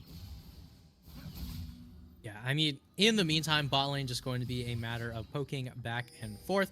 Just a matter of Key trying to pick up as many of these smolder stacks as possible, whether it be from the Qs, whether it be from the Ws. Right? It's all about getting to the point where you can actually start getting that AoE Q online. Right? I believe it's at 25 stacks where you actually get a chance to make use of that, and the Wake Clear gets so much nicer here. But I gotta say, right? We've been saying it's, well, at least I've been saying that it's melee Frost versus range Frost, and now melee Frost decides to pick up a range champion as the series goes on and says, anything you can do, I can do better. I am the superior Frost, and it's looking extremely good for the side of Monkey Safari now. That first blood onto the Hui, extremely powerful there. I love the use of this Mel pick in this draft. I'm not 100% certain how much the Braum is going to add to this team composition.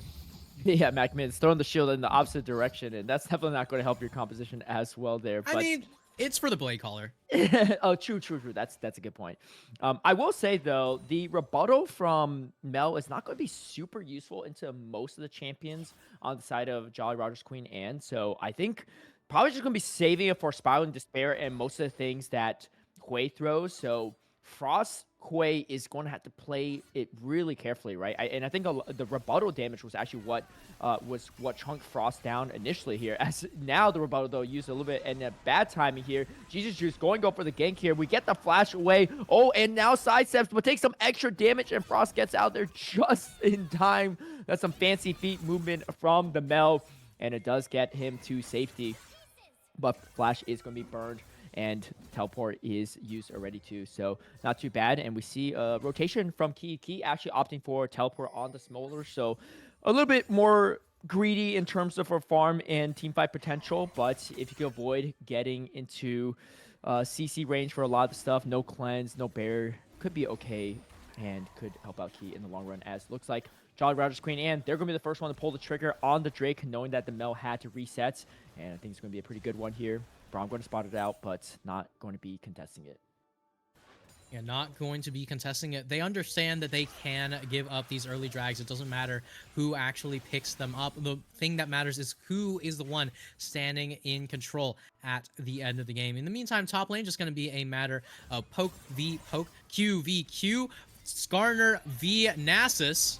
And Batman pins TES to the wall, but he does pop the ultimate for time being. But the Impale is good, and Boyd is going to be the one to pick up that kill. This Gwen's actually on a pretty massive CS lead so far, 50 to 35. Has a kill as well, and now going to push this wave into the turret. So things are looking pretty good for Boyd in this matchup against Nasus, and this is not really what you want for Jolly Rogers Queen Anne, right? If you have a slow stacking Nasus, it's not going to bode well for the rest of the game here. As you can see, TES does not have the vision, and a great game through the wall from Batman.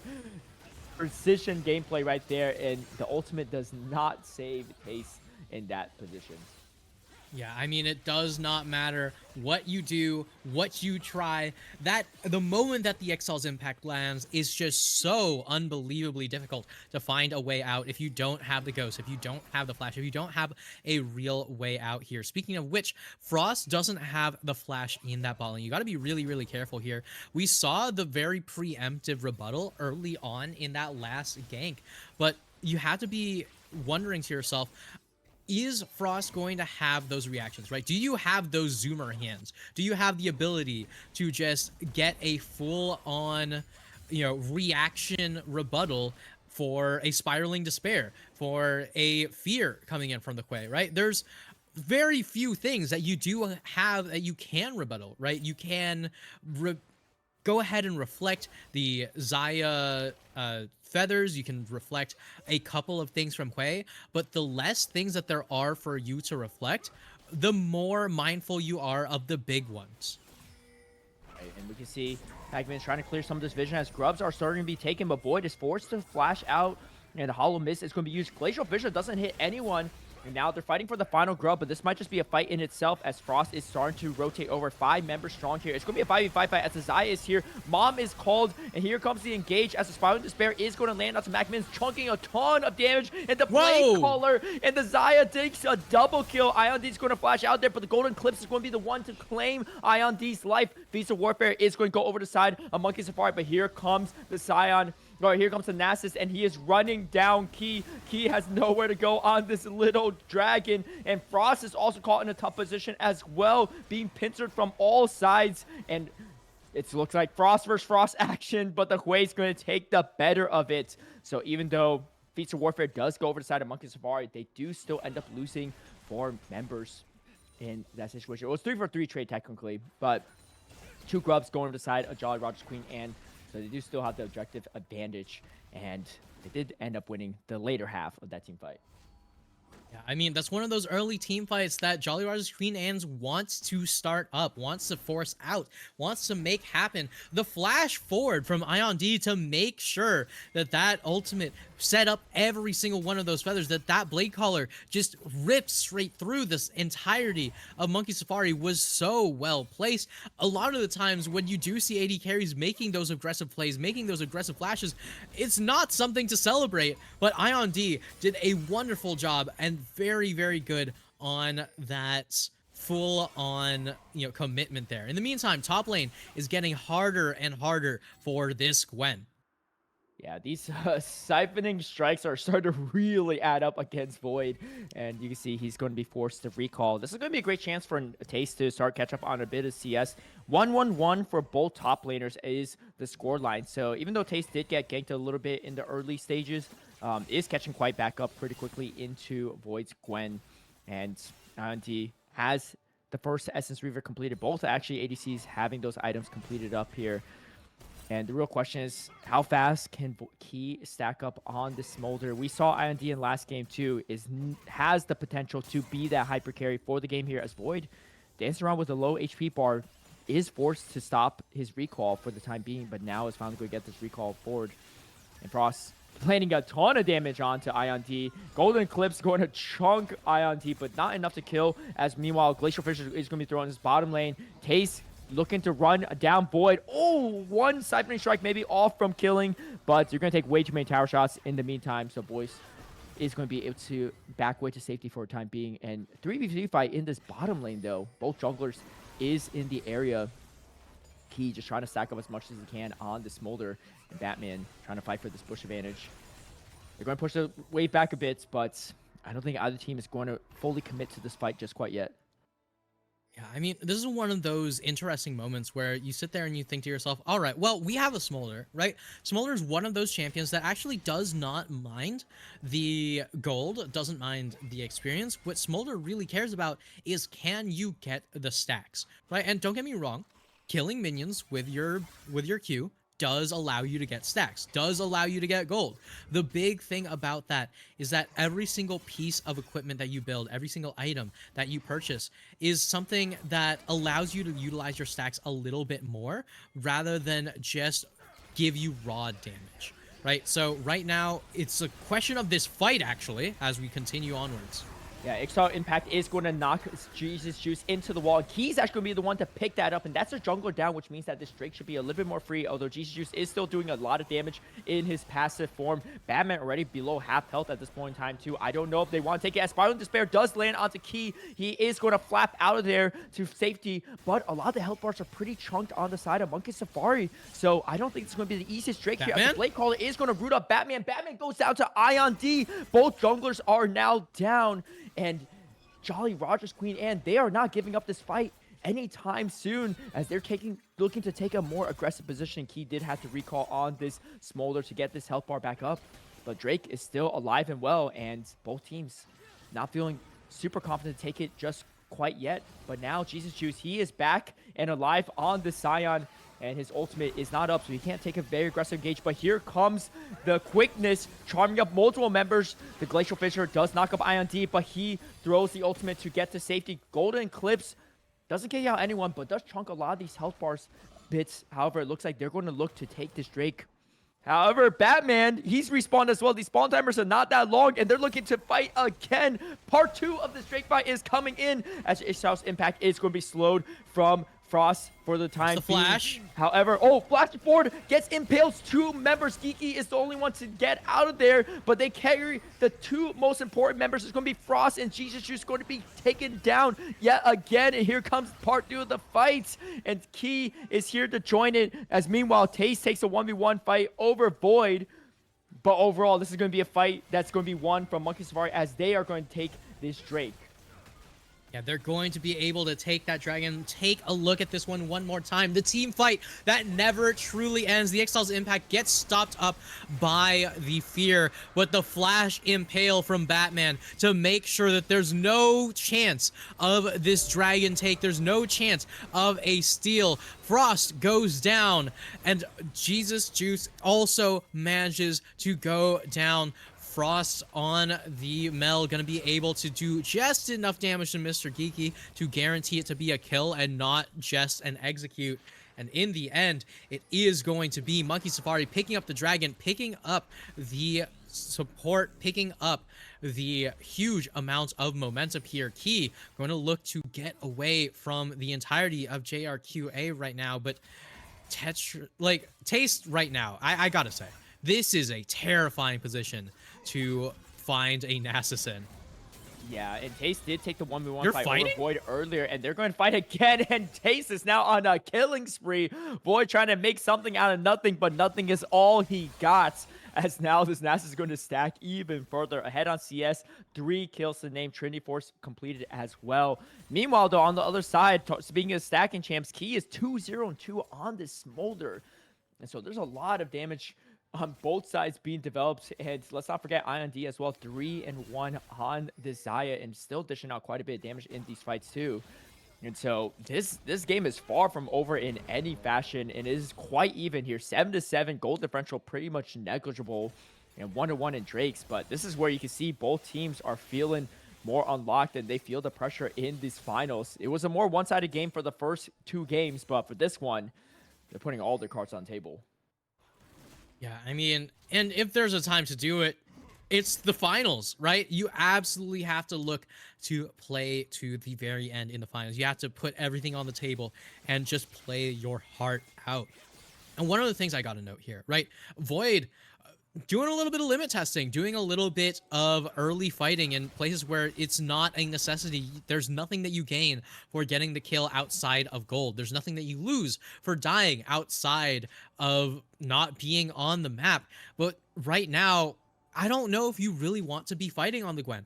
If you're going to be rushing the Riftmaker, it's very difficult to actually make use of all of that gold, of that item, until you actually have attack speed, until you actually have the full-on damage from the Nashor's Tooth. In the meantime, mid lane's gonna get a full fight going on.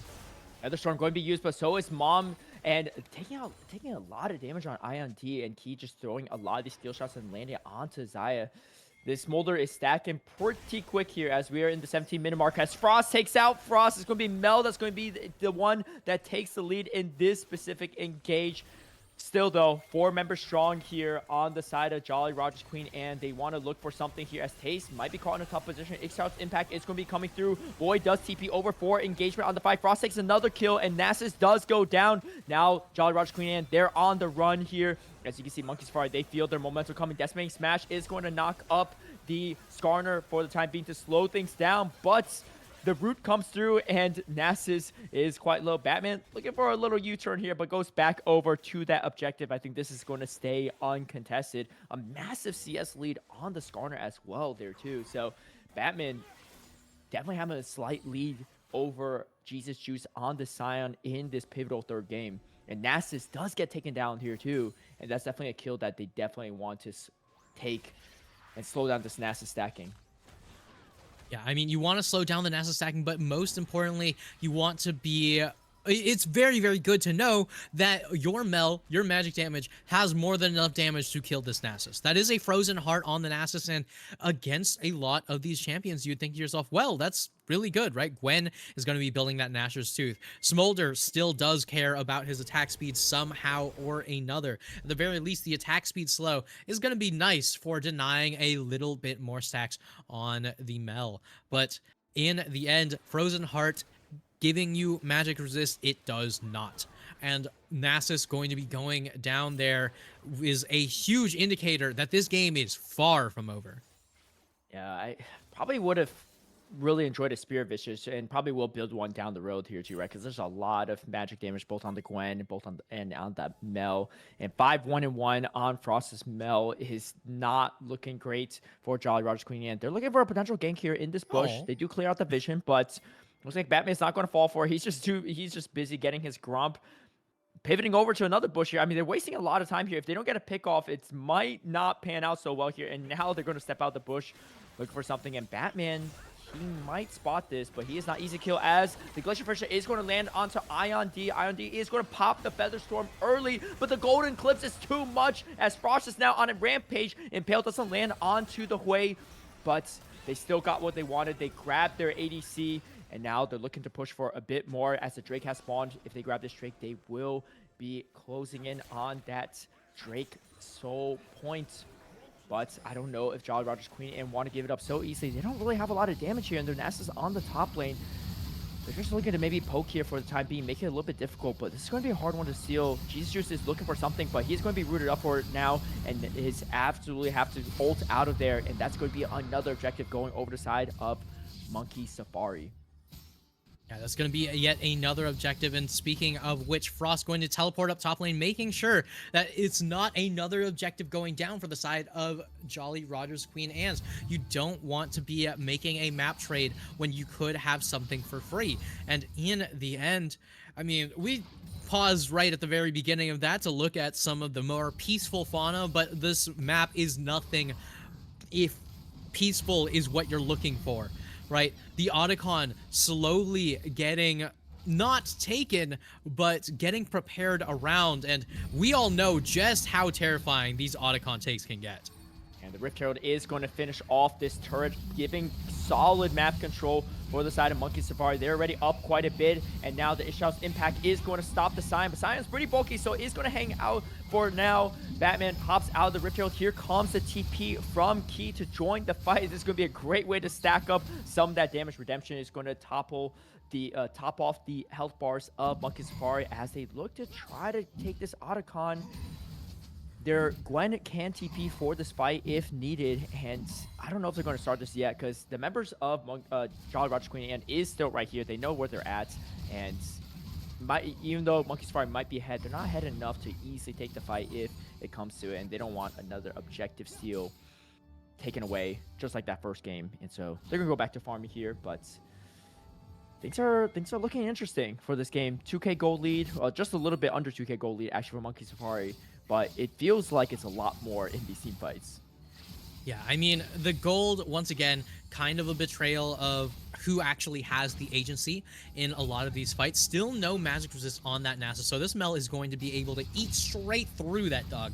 But right now, the biggest question is, what exactly is it that Jolly Roger's Queen Anne can do in order to stop this Mel, in order to stop this Smolder, right? The thing that I have said time and time against Smolder is that teams with Smolder are more than happy to rest on their laurels, to just wait until they get to that late game, to wait until the Smolder is completely and totally effective.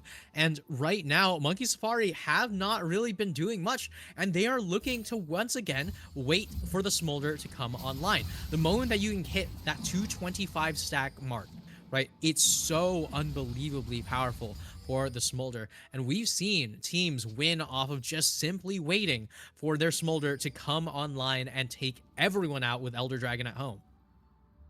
And I mean, even if you take out the Smolder, the real question is how do you deal with Frost's Mel, right? Dishing out so much damage, really carrying the team in the early to mid game. 6-1 and 1, almost 40 CS lead over the other Frost, and just not looking like he's going to be slowing down anytime soon. Looking like maybe building a Rabadon's next for this Mel, and this Mel damage is nothing to scoff at. You do have the Hollow Radiance on the Scion, so Sion's not going to be easy to kill, but the rest of the team is, as Oh, Glacial Fissure is going to land onto the Nasus, and the ultimate is going to be popped here, but the Smolder has already hit the stack, as you can see, and Key is on a killing spree now, at least over 225 on the Smolder stacked up, and that is not a good position for Jolly Rogers, Queen, and if you know what's going to happen in this late game, they look like they're going to try to take this Otacon, and the real question is, can they contest it? I think they have to, right? They can't give away this objective. It's so valuable, so important. But can they do it without their Nasus, one of their most fed members? A lot of their damage is gone. IND, though, can still dish it out if he finds the right placement, and they're going to at least scare off Monkey Safari for the time being and at least make them rethink about taking this Otacon. However, they're still hovering in the area, and if they can catch IND, they could be in trouble. Blake Caller is going to slow things down a bit and get IND to safety for now. Meanwhile, Void is just eating up these turrets by himself and grabbing so much gold on this map. yeah, I mean, all of that time spent in that top lane, dancing around that Otacon, saying, hey, we're going to take it if you don't try to make us stop. And in the entire meantime, Void pushing down that bot lane, taking up those minions, getting those towers. An outer tower for an inner tower is not a worthwhile trade if you're JRQA.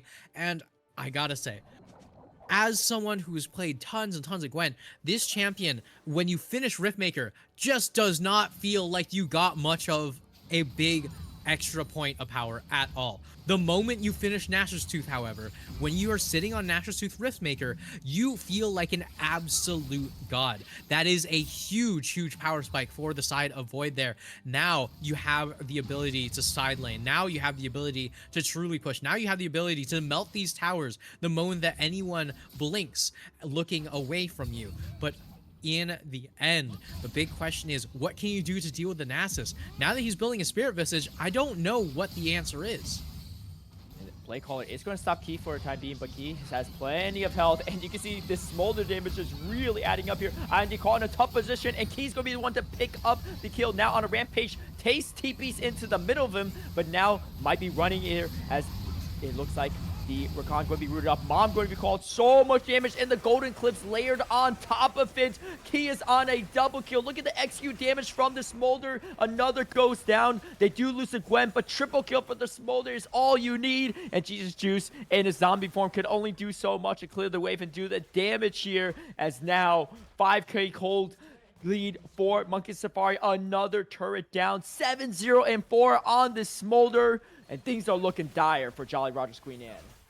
Yeah, I have said it time and time again. Teams are more than willing to rest on their laurels for Smolder to come online, and Monkey Safari, a team that is extremely, extremely happy to just sit there and wait for Key, because this man has been so consistent. We saw in game number 1, we're seeing in game number 3, going deathless twice in a row, just showing that he's extremely versatile, going to be able to make use of these hyper carry champions, of these supportive champions.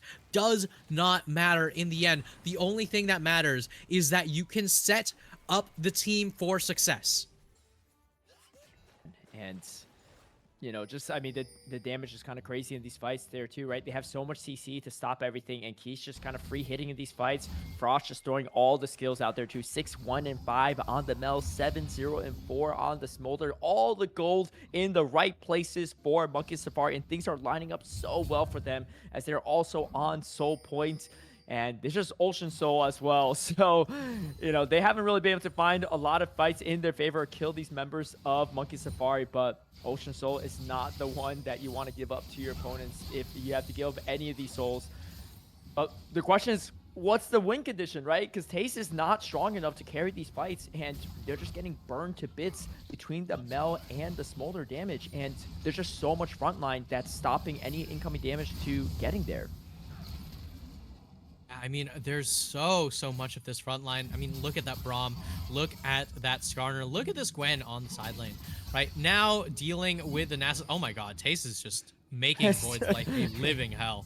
Yeah, it's not been a fun game for Void, but I think Void understands his job, right? Keep the Nasus preoccupied or split push and keep things busy. Uh, Oh, and starts going for the tower dive, but the Needle Worker is going to come through, and Taste is going to be caught in a tough position, but one Siphoning Strike is going to get a lot of health back. Oh, but the turrets, it almost takes out Taste, forcing his ultimate out. Does he go for more? It's a real question. He's playing with fire, but he is healing up pretty quickly with his autos, and Void just getting chunked away from this Nasus, trying to hold his own for the time being, but the rest of the team is having the advantage they need, and honestly, as long as your team wins the fights, you're feeling good even if you lose lane. Yeah, I mean, you say playing with fire. I think this man is fire. Taste right now on this Nasus a huge problem in the side lane. Look at this, Right now, they have sent Key. Right, they've sent Key, they've sent Mac Middens. What can you do to actually stop this Nasus? He's just gonna get a Q, get a decent bit of damage, but the tower's already down. The team is dragged away. Unfortunately, Ollie Rogers Queen Anne's not in a position that they could actually do anything with that extra knowledge, with that extra pressure. So the big thing about these split pushing opportunities is you have to be ready to actually make use of them, right? You can't just go for these for the sake of going for them. This could be a big fight right now. They know Nasus is down, and the TP comes through from the Smolder as well. All 5 members are going to be joining the fight as Void is joining as well. Frost already chunked a bit, but has enough teammates here to protect him. And the real question is, can you get this? I mean, I think you just gotta go for a snipe if you're Jesus Juice, because there's not really much else. He comes there ultimate, and it does not get stolen. It's going to be Monkey Safari that takes the Otacon. They're going to take some kills as well. Jesus Juice is going to be the first to fall. Rakan falls shortly after. Key is legendary, and this Smolder's burning through everyone on the side of Jolly Rogers Queen, and Ishhaus Impact is going to stop Frost, and that's going to be a double kill for Frost. Make it a triple. They're looking for Baron in the sights here, and they can't do anything to stop it. Taste is just going to go back to the bot lane to farm and stack up. Things are looking super good for Monkey Safari. 7K gold lead for them, not losing a single member at the Otacon fight and grabbing every objective in sight. Caleb, what is it with Red Side this series? It has been banger after banger, and it's always Red Side coming out on top. I criticize Monkey Safari for, in my opinion, having a Red Side draft that didn't really make use of a lot of the strengths of Red Side, but in the end, it has been working out flawlessly for them. And in the meantime, I mean, we've seen this side laning, right? It's so difficult for Taste there. Not just for Taste, but for Void there. Because Void just cannot do anything in this side lane. The Nasus is just gonna walk up, bonk. Walk up, bonk. Full health? Cool, I'm gonna hit the tower. Right? Walk up, bonk. Once again, this is through grievous wounds, by the way. In the meantime, Jolly Rogers Queen Anne's were not properly set up for it. So it is going to be Monkey Safari, who once again set up on this Otacon, try to make sure that there's no chance of a steal. Instead, Jesus Juice somehow just walks straight in past everyone and does not get the smite. It was a valiant effort, but in the end, Spiraling Despair going to be taken away by Void. The Hallowed Mist going to be able to keep him alive, and the moment that Spiraling Despair doesn't actually do any damage to the team is a moment where everyone available dies.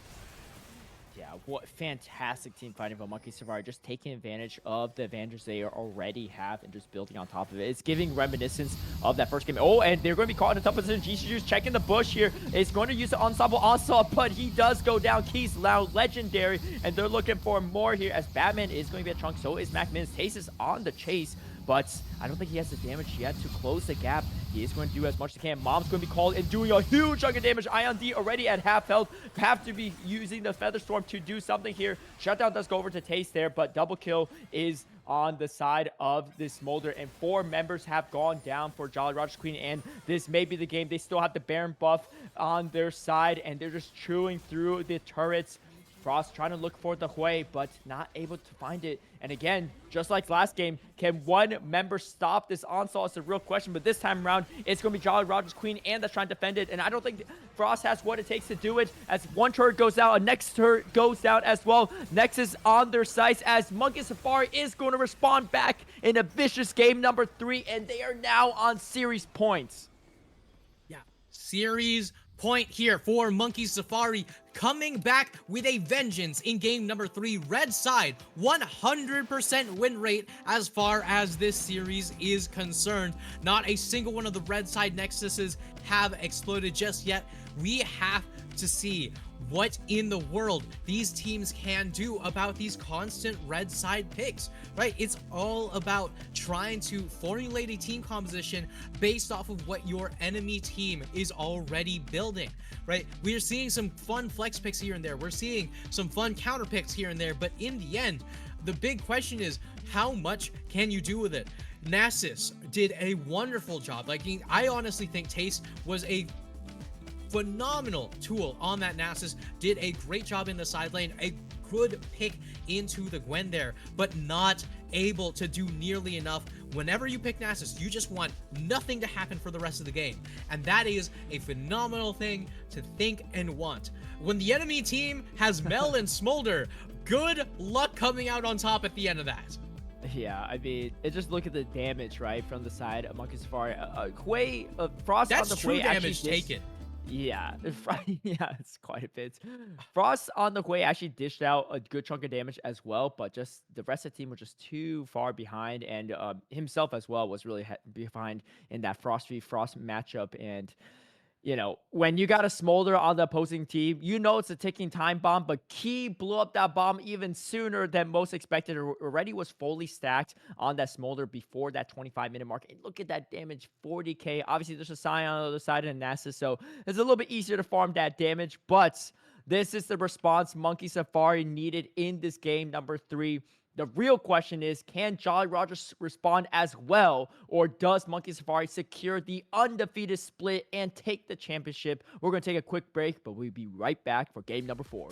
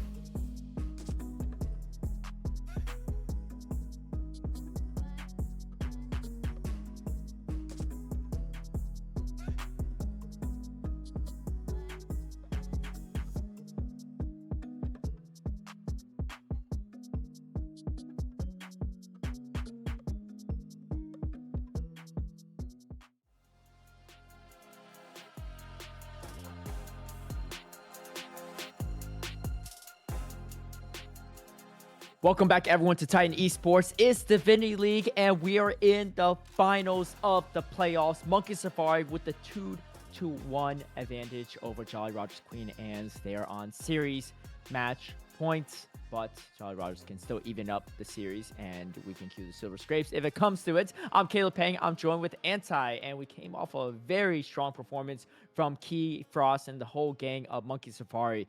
And let's see if Jolly Rogers Queen Anne has what it takes to respond.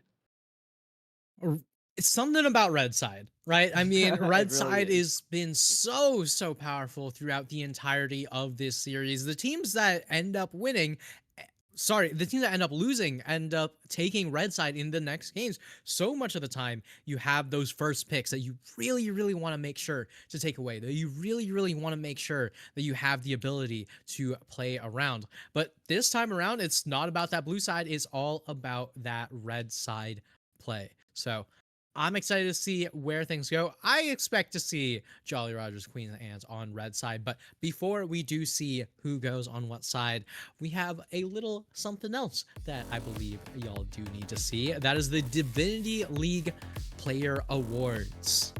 All right, and for the fall split for Divinity League, we got MVP is from Street Fighter's Roy Dismay, taking the most of the votes here, and we got the first All-Pro first team with Ludacris in that top lane, Joker in the jungle, Roy in that mid lane, Key, as we've seen, well deserved in the bot, and Poodle to round out the support. And you see the second pro team and the third pro team as well. Runner up for MVP was also Key, and you know, if you watched last game, you'll know why. And these votes, these awards or the placements were voted from the players in the league. So honestly, I think that's great because if anyone knows how good the players are, it's going to be the ones that are playing against them.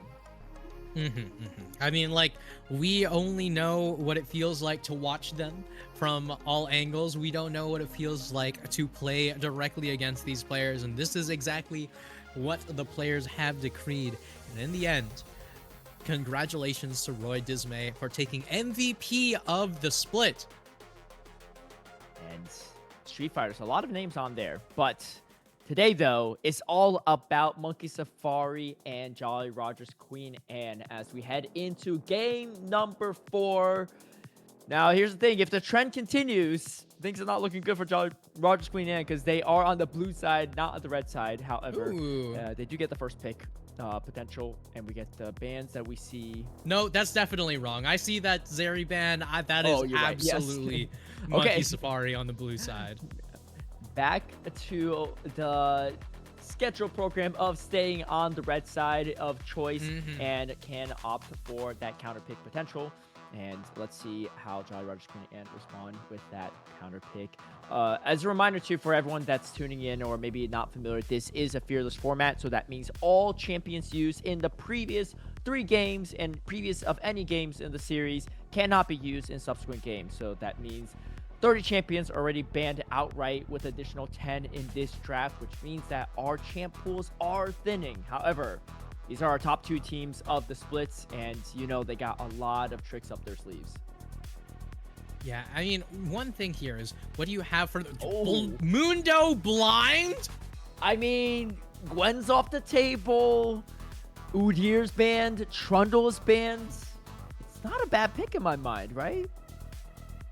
I don't know. I mean, like, there's so much that I hate about Mundo blind.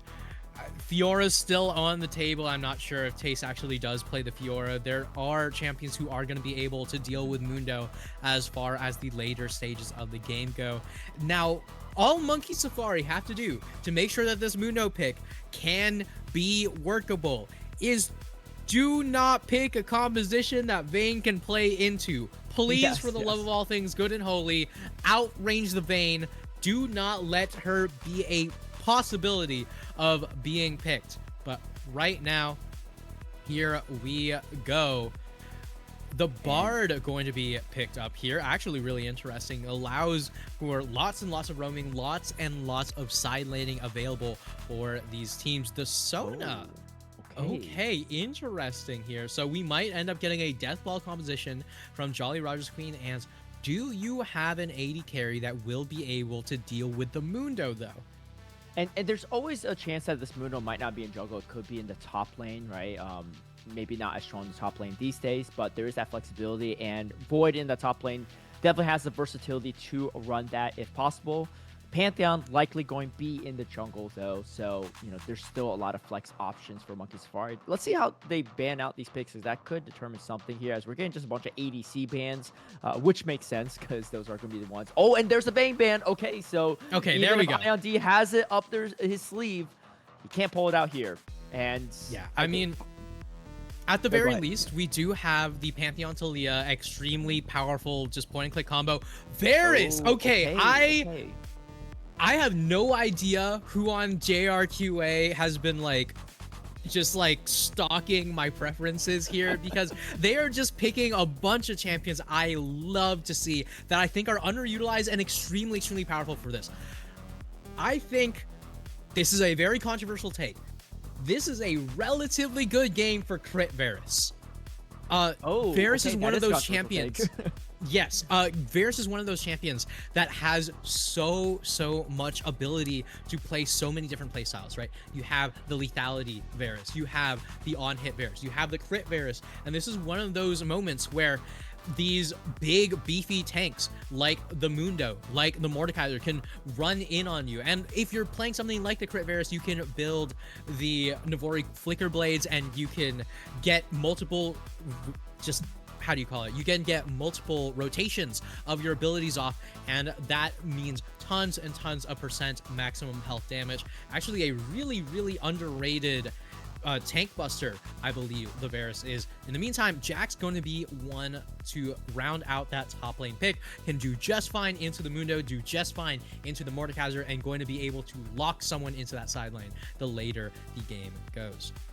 Yeah, and we did see a Jax ban, I think, in a previous game to really stop TES to have that Jax. But I mean, this is probably Jax into Mordekaiser. There's always a chance that they're flip flopping a little bit here too, as Monkey Safari, you know, they're versatile on their picks. But Crit Varus, okay, that could be a choice. It's definitely not Poke Varus into a Mundo. And into maybe even you would be Mordekaiser. surprised at just how much damage Poke Varus still does into Oh, Mundo. I'm looking forward to it if it happens, you know. So we saw the Hail Blaze Poppy earlier, but Crit Varus could be fun to watch. Yeah, I mean, I don't expect it to be Crit Varus. Nobody plays that champion. I think that literally just a small handful of people actually do play Crit Varus. But one of the things I will say here, right? Pantheon Talia, one of those combos where you just point and click the enemy mid laner or whoever it is that you go for, and it's an easy gank. It's very, very simple. It's very, very free if the enemy mid laner doesn't take cleanse or doesn't, you know, take the time to really respect the Talia. It's essentially unplayable, right? Now, when it comes to the rest of the team composition, you might think to yourself, this team composition doesn't really have so much cohesion per se. Now, the big thing about this is that this entire team composition relies on that Pantheon Talia combo. It relies on these two getting ahead and spreading that lead all across the rest of the map. And then once you get these two ahead, you can go anywhere on the map and it will always have at least 3 people available. Grand Starfall, Talia Wall, you've got tons of ways how to get to these side lanes. There's a ton of mobility, and then the Jax got the TP as well to join in on these fights. So we'll see how it goes. I mean, I think, you know, the late game can definitely favor Monkey Safari quite a bit. This Jhin pickup is not bad, right? Because there's really no true tank on the side of Jolly Roger's Queen Anne as well, and you could play pretty safe from distance, especially from the Varus, right? You don't really want to go skirmishing Varus in close range by any means. And we're going to see if Jolly Roger's Queen Anne has what it takes to force a game number 5 here, or if Monkey Safari can close out the series. A fun fact as well, too, at least in the playoffs, there was, I believe, a Dr. Mundo picked up in every single one of the series. And obviously, for good reason, as it is a pretty strong jungler. But I think they did a really great job with the bans, or seeing that the Trundle and the Udyr was already banned. They knew that, hey, this Dr. Mundo could be pretty free. Yeah, I mean, Dr. Mundo, one of those champions that many teams have struggled to find answers for, right? Have struggled to find ways how to actually punish.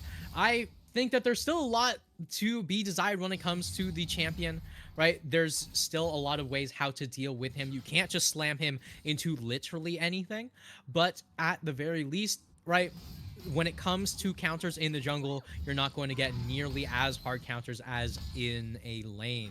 So right here, the question is, how strong can this Mundo get before you get to a point where he can't actually do much? In the meantime, bot lane, this is looking tough. Mr. Gee taking a lot of damage, does get out to safety for a time being, but is playing with fire. As the flat 4 comes from Gee, not enough damage with that 4th shot, but is going to still do a good bit, as Macman is going to provide some additional peel for Key to not take too much damage back.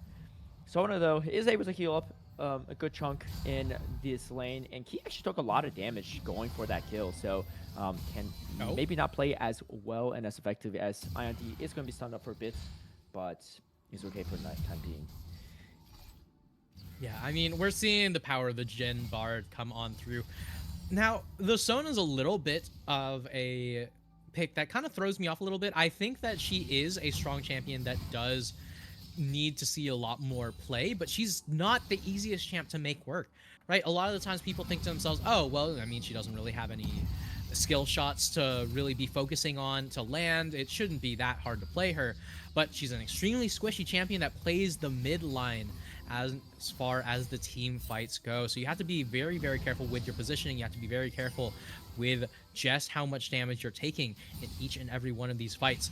And Mr. Geeky, we've seen, can play extremely well, but it's Mac Middens who is always the playmaker on the map.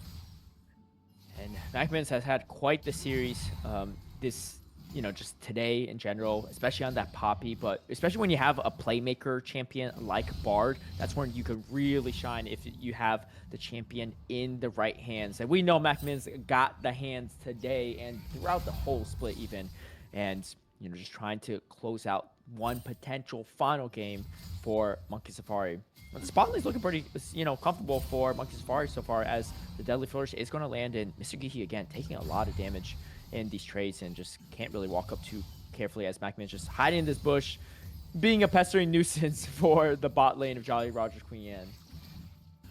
Yeah, I mean, that's the power of Bard, playing the ultimate mosquito, just always going to be an annoyance, never actually going to land enough to net a kill, per se, not on your own, but at the very least going to be able to constantly force the enemy team toward that bush, to back off, to really respect the amount of damage that can be output if you play it incorrectly. In the meantime, range frost versus melee frost no longer is simply range v range v range v range. And no matter what happens, this mid lane is still going to be about that 2v2. So I'm honestly surprised that we still haven't seen a Pantheon gank towards that mid lane. Yeah, both junglers just farming up here a bit, as Jesus Juice did have a pretty good, solid matchup earlier. Batman looking for a potential gank here, and the Druid's going to clear out some of this vision. Frost on the Taliyah takes a good chunk of damage, but the Seismic shove is pretty good, forcing the flash out from the Victor. But here comes the re-engage. Jesus Juice goes for a stun, looking for the kill, but doesn't get it, and instead gives over the first blood to the Victor. And here comes the Arcane Storm as well, doing some additional damage, and that's not the start you want for Jolly Roger's Queen Anne, as 3 members are still here in this mid lane. I don't know if they could get too much out of this, though. Health bars are low, and they can't really dive this turret, as Void taking a long journey against TES right here, as TES going for the proxy, and I don't think we'll be punished for it just quite yet. However, Batman is in the area, and the Death Realm is used, and TES going to use the counter-attack to slow things down a bit, but TES is caught in a tough position. 3 members right around him. Batman's maybe going a little too far behind, but TES is able to get out there A-okay for the time being. Yeah, a disastrous gank in the mid lane, going to mean that Monkey Safari pick up that first kill, and most importantly, onto the Victor, who just has so much utility out of these early takedowns. But, Batman going to be missing out on that flash in that top lane, not going to be able to punish TES on that Jax. This is boding very, very well for that Jax in the side lane here as the dragon goes down. But in the meantime, I do have to wonder just how much mastery this Taliyah has, right? We've seen a lot of these seismic shoves not actually be thrown into that ground, so that way you can't actually get that stun. So right now is a question of, was the Taliyah picked for the sake of the composition, or was the Taliyah picked because it's a comfort pick? Yeah, that's a good question indeed. I mean, this is Range Frost we're talking about, so may have it up his sleeve, but I don't believe I've seen Frost play the Taliyah in any past broadcasted games here, as TES has a little advantage with the Shax and has a good chunk of CS lead over Void as well. I mean, TES, generally speaking, taking the better of these top lane matchups against Void, but the problem is sometimes just can't convert those advantages to the late game potential. And, Mordekaiser still very, very strong in a lot of 1v1 situations down the road, as first Drake does go over to the side of Jolly Roger's Queen Anne, and Rubs looking like they're going to be picked up from Monkey Safari, which is not great because Dr. Mundo really just shreds through these turrets. Oh, Grand Starfall does come through, though. They're not going to give up Grubs for free, as Mr. Geeky caught maybe a little bit too far ahead of the rest of the team. Does get out to safety for the time being, as the Unraveled Earth is going to slow things down a bit. Seismic Shove does land onto the Victor, but Jesus Juice is in trouble, and Frost is going to be the one to take down Jesus Juice. The Elder Frost running for his life. The Talia already spent the ultimate. Seismic Shove is going to push back Frost for a time, but Dr. Mundo still on the chase. Mac Mins as well slowing him down, and Frost is not going towards his base. However, does scare Batman, and the Temper Fate is huge here. Let's see if the combo is going to be good. As you can see, Mac Mins trying to feed the kill over the carry and say, you know what, I'll just take it. He wasn't shy about taking it on Poppy, but he is trying to give it to his mid laner. However, does get rewarded for his great ultimate and assistance. Whoa. Oh, and Taste takes Void out in the 1v1. It looks super close, but Taste yet again comes out on top. And it looks like a Deadly Flourish is going to land in this specific matchup, but bot lane just going to be skirmishing a bit. Overall, though, pretty good advantages. Oh, and Ion D snipes out Mac Mittens. Mac Mittens does not go deathless this game. Yeah, MacMan's not going to be going deathless here. Now, I'm extremely concerned about the synergy between Jesus Juice and Frost here on this Pantheon Talia, though, because watch these... I mean, we're not going to be watching that fight here, and so we're just going to be watching that top lane 1v1. Right? So instead, we have Tace taken on Void. Just going back and forth and back and forth. It's hit after hit.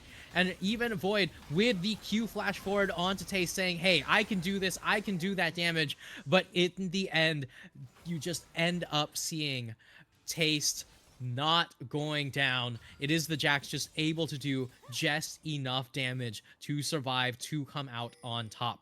So one of the things that I'm concerned about with this Pantheon Talia is this combo is so important to this team composition. These two are the ones that need to get ahead. These two are the ones that need to do enough damage that the entirety of Monkey Safari is worried of walking anywhere a little bit too far. So with these two being the main ones falling behind, this is a pivotal part of the composition going down here. But in the meantime, Taste and Jesus Juice going to get caught up in this top lane. We're going to get run down here as the Temper Fate is going to land and slow up things as Taste does still get out of there, but he gets pulled back in and now is in the... Oh, okay, does get out to safety for now, but the Ignite is on Taste. And taking a couple tower shots is Batman, but he is able to get out there. The Grubs are actually still up, so they only claim one Grubs, but here comes Grubs fight part 2. Frost and Mr. Geeky is here for backup, and it looks like Ace is going to TP back in here for additional assistance. However, another set of Grubs is going to be taken down. Looks like Void is going to be caught alone here, is in the Death Realm with Frost, but Frost is able to get out there to save a huge Weaver's Wall to separate himself from Void, and now Void comes out and is in a bit of trouble. Seismic Shove is going to be good as Void is taken down. Here comes the Grand Starfall, and the stun is going to land onto the Victor. Jesus Juice looking for a bit more. Doesn't have the damage yet to take out this Victor. Can he get there? Does get stuck with the Caustic Binding. And actually, it's going to be Taste that goes down. Instead, they're turning back around here for Monkey Safari, but the Seismic Shove is good. Batman, though, still pretty healthy for the time being. However, has the flash out, is barely hanging on, and Mac Minus takes down Jesus Juice at the very last second. A bloodbath here in this Grubs fight, and I'm not even sure who really came out on top. Yeah, I mean, I'd argue that it's Monkey Safari coming out on top there, because despite it being such a chaotic trade back and forth, the takedowns still go over to the Victor. The Victor still does get more and more stacks of the passive, and most importantly, Monkey Safari able to pick up all 3 of the Void Grubs on a team with Mundo, on a team with Mordekaiser. This is extremely terrifying to be dealing with. Right now, the biggest question marks I have are of this Pantheon and Talia, and the more that this game moves forward, the more this game inches towards a position where we get to see what the game's actually developing into, I don't think Jolly Rogers Queen Anne's are very happy with how their team composition is lying.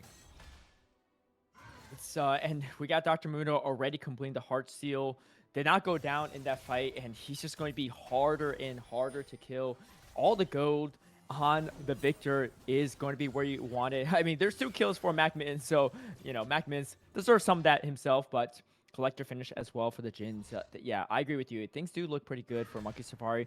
Goal differential not too big. Oh, but here comes a big Temper Fate as Mr. Geeky is going to be stunned up here, and I don't think Mr. Geeky is going to be able to get out of here in time. IND trying to provide a little bit additional damage, and here comes the Curtains Call. IND trying to dodge as many bullets as possible, forcing out the flash, still gets hit by the bullets, but is able to survive the fight now. And again, great playmaking from Monkey Safari. And looks like they're going to try to grab up this Drake to start grabbing more objectives to their name and maybe get the feature strength too. As TES looking for another 1v1 kill. Can Boyd do it? And Boyd does come out on top in this one. Rylai's going to be slowing up that Jax quite a bit.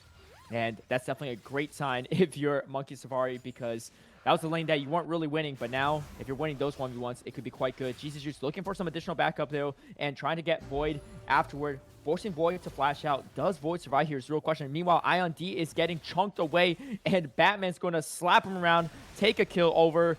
Meanwhile, Void still alive here, still trying to run away from Jesus Juice, but Jesus Juice does pick up the kill. However, they give up the first turret on this bottom lane in exchange. That means Beasts of Strength will be going over to the side of Monkey Safari. Yeah, I mean, just play safe, right? I mean, it's so easy to say, so hard to do. We're seeing Ion D getting dove far behind his tier 1 tower. It's so difficult for the side of Jolly Rogers Queen Ants to really play this game. They don't have the damage on their main carries. They don't have the survivability on their main supports. And just like that, things are slowly starting to fall apart for them. 3,000 gold down 15 minutes into the game, and Monkey Safari are the ones with a team that also scales beautifully into this mid game.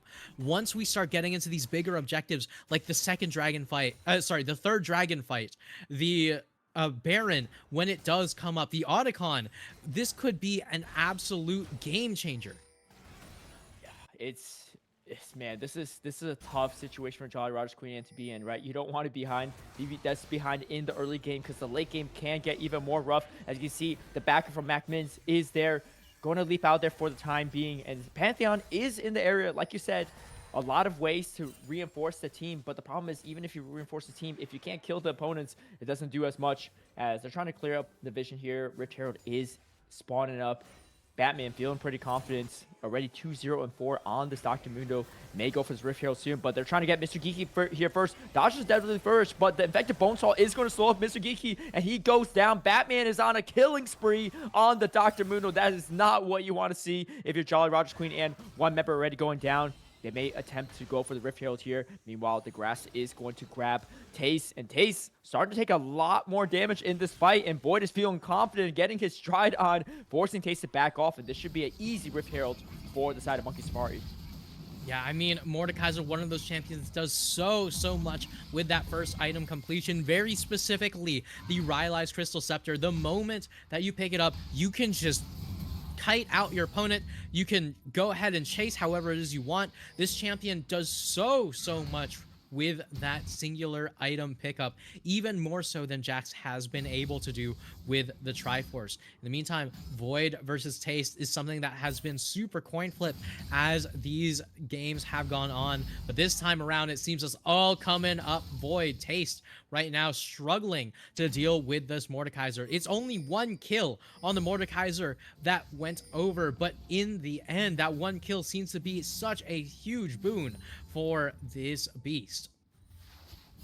Man, this is a tough game state for Jolly Rogers Queen Ant to deal with here. They're going to have to really rely on D, right, to be able to, you know, push out this damage in this mid to late game to have a chance in these fights, because that's really what he is built to do. This Talia going for the Seraph, so not going to be dishing out a ton of damage himself on this pick. Going to be a lot of more teamfight utility here, as the Deadly First does not land onto TES. TES is able to get out here for the time being, but three members are going to try to lock down TES, and TES is not having a great time, as Key is going to be one to pick up the kill. Key grabbing his first kill, 1-0-2 on this Jhin Collector, already finished and looking to build probably the Infinity Edge next. And man, has some shutdown gold to his name as well. And Frost in a tough position. They're just getting ganked all over the map. The Bonesaw does land onto the Talia, and Batman is now on a rampage, stacking up that hard steel and just doing Dr. Mundo things, as the Temper Fate is not going to land, but does spread things a little bit thin, buying a little bit of space for the side of Monkey Safari. They just can't kill him. Where's the damage? it's not there. Batman is just running back in for the fight. Jesus Juice doing everything he can, but there's just not enough damage to kill even the Victor. And now Mr. Geeky caught in a tough position. And we got the curtains call. Ion D trying to run for his life, but all members are coming down on him, and they're undeterred, and they don't care. Batman is unstoppable. 5-0-6 on the Dr. Mundo. 14-5 in the favor of Monkey Safari. They see the trophy in their sights, and it's only 18 minutes into the game.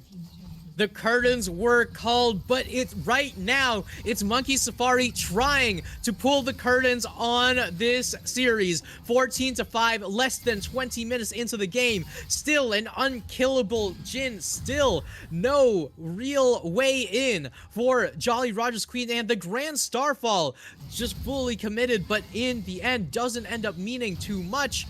Has Void once again just trading with Taste in that top lane. It's just a matter of trying to figure out what in the world can be done, what in the world needs to be done in order to get back into this game, back into this series. And in the end, I don't know if there is an option for Jolly Rogers. Just like that, the flags are being raised, and it seems they're all coming up white. Rift Herald is going to take the inner turret. They're looking for some more as well, and Taste is struggling in this top lane against Void now in this 1v1. Another Drake has spawned. It's going to be an Ocean Soul this game, and if Monkey Safari get it, it is going to be GG's, but I think it might be over before it even gets to that point. This is going to be completely uncontested, and Ion D is going to really have to farm up here, grab the items he needs, but the problem is the rest of the team is so far behind, and like you said, I mean, they're just diving him after every turret, no matter what, and he can't do anything about it. Otacon is spawning up here. Looks like they might be trying to go for a gank here. It's going to be just Mac Minus that might be caught, but Mac Minus is not easy to kill, as well as the curtains are called, and the damage is coming through. Weaver's Wall is going to come and pincer them off. They cannot get out of there as Key is on a killing spree.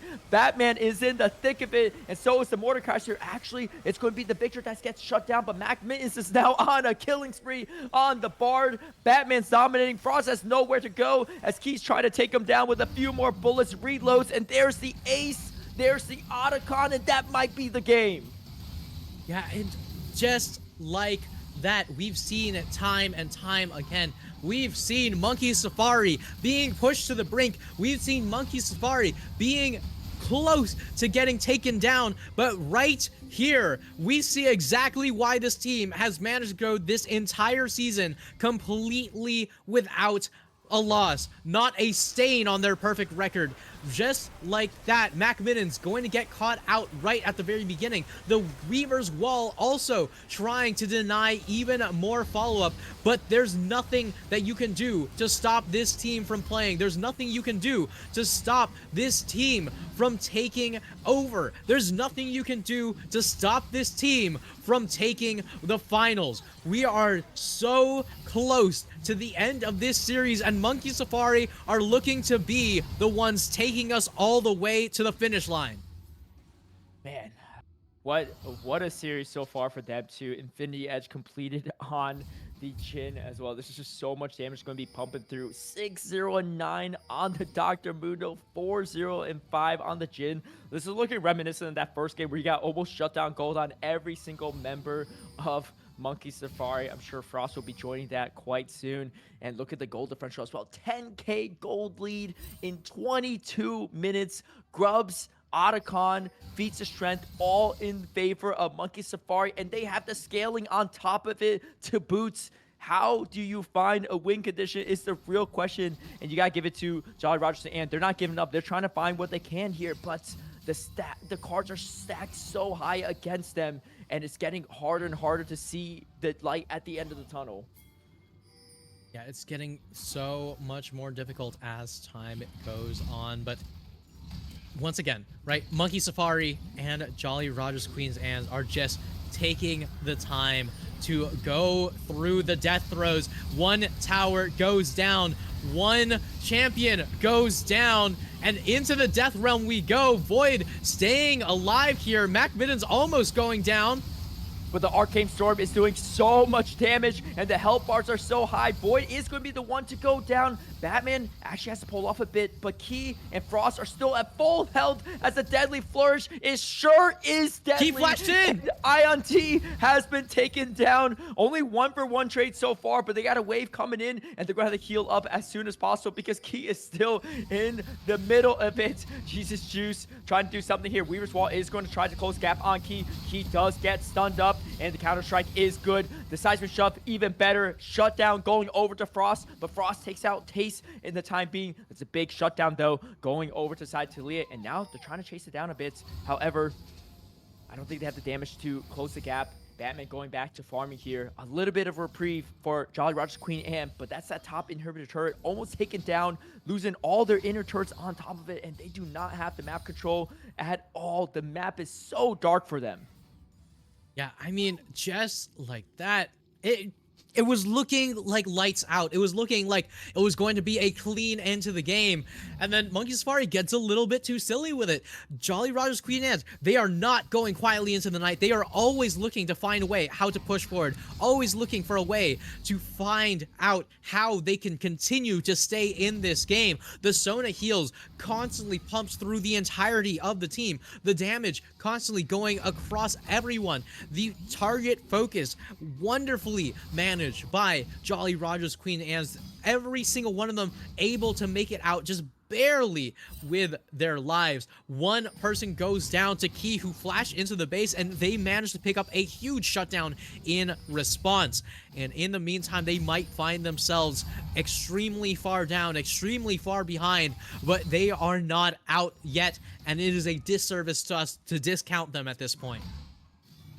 Man, Monkey Safari, they want to close this out so bad, but you can see Jolly Roger's Queen, and they are not giving up without a fight. The Counter-Strike is going to stun up the Mordekaiser, and in the Death Realm they go, but Jesus Juice is there for some backup the moment that they are popped out of there. Flash forward, Boyd takes the 1v1. He's trying to take a 1v3. He's doing so much damage, and Jesus Juice trying to find a way to kill him. He does finally go down, but here comes the TP from the Victor. Frost is here for some additional backup, but there's no other members here just quite yet. This is now going to be a difficult position for Frost to be in. Flashes away, but does get stunned up here, and now gets chain CC'd. The Temper Fate a little bit too late as Mac Mins is here for some additional backup, but the other two members of Monkey Safari are trying to just end the game, take some inhibitors in the time being, and the Talia just doesn't have the damage. Spear Vicious already completed on this Dr. Mundo. You're just going to tickle this bulky champion, and Seismic Shove is going to land,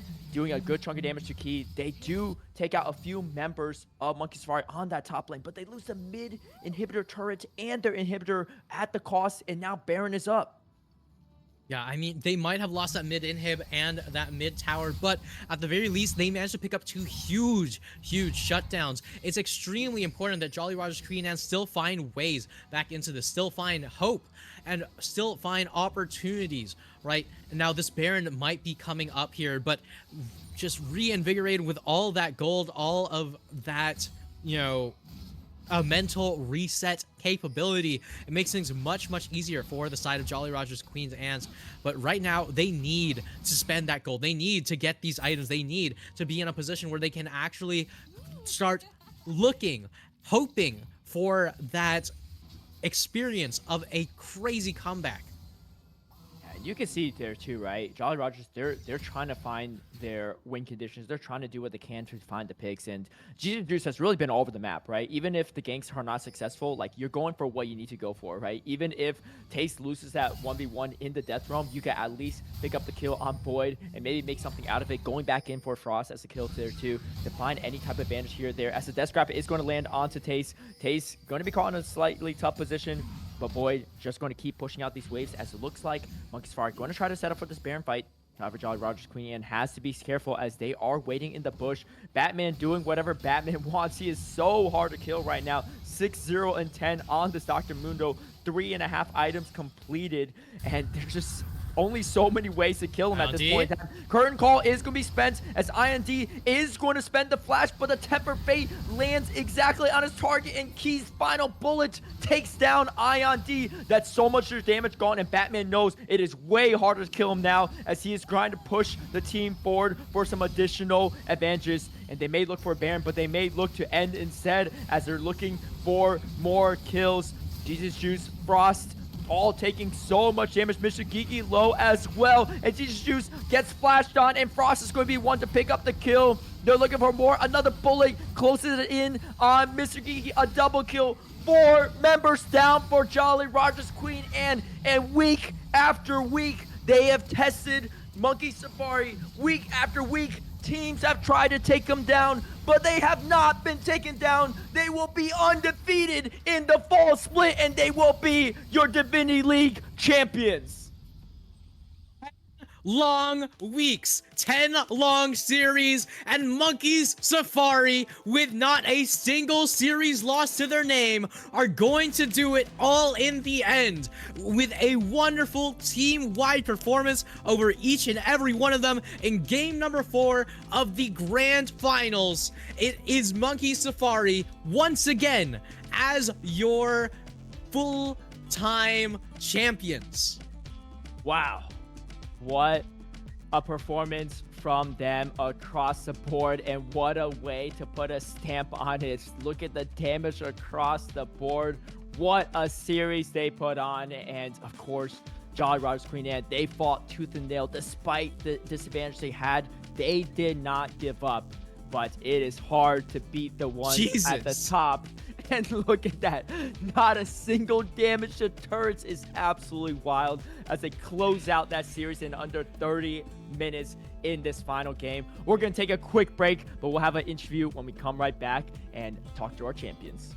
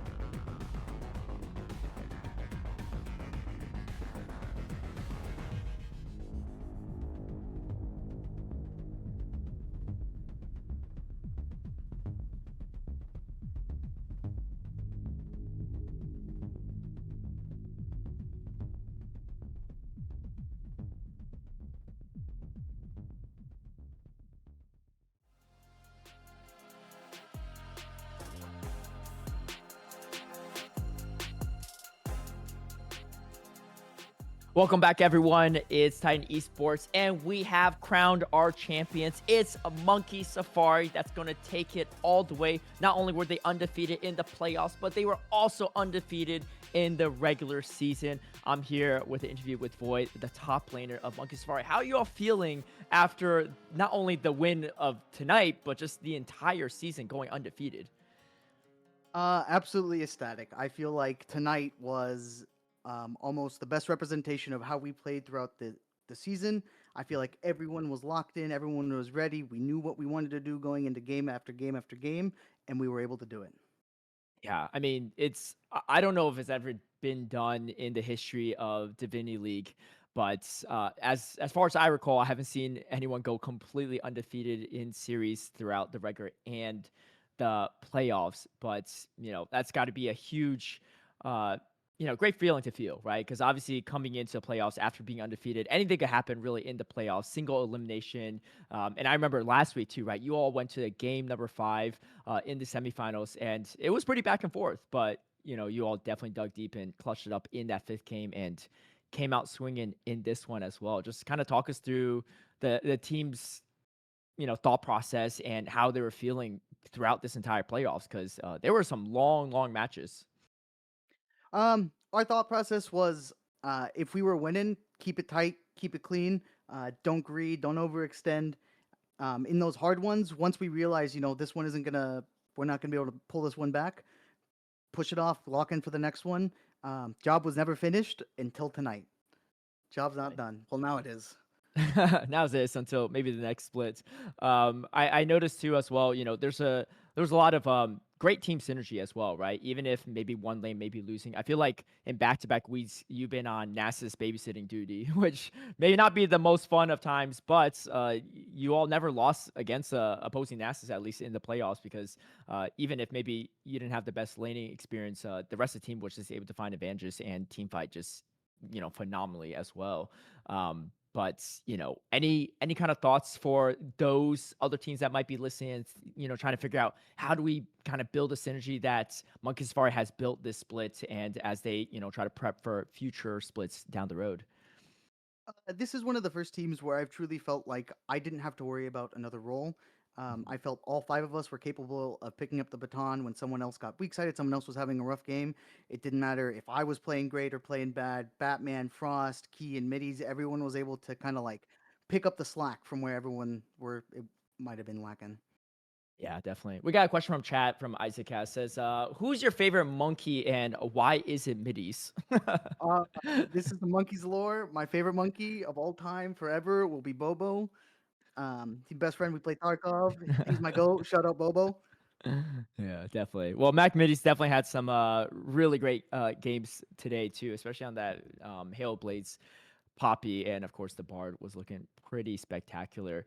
I talked a little bit about how other teams might prep for next splits, but what are the plans for Monkey Safari and the rest of the crew for next split? Because I know in the past there's been some teams that maybe have disbanded even after winning it all, but are we thinking about maybe having a run back for the next split, or what's the thoughts?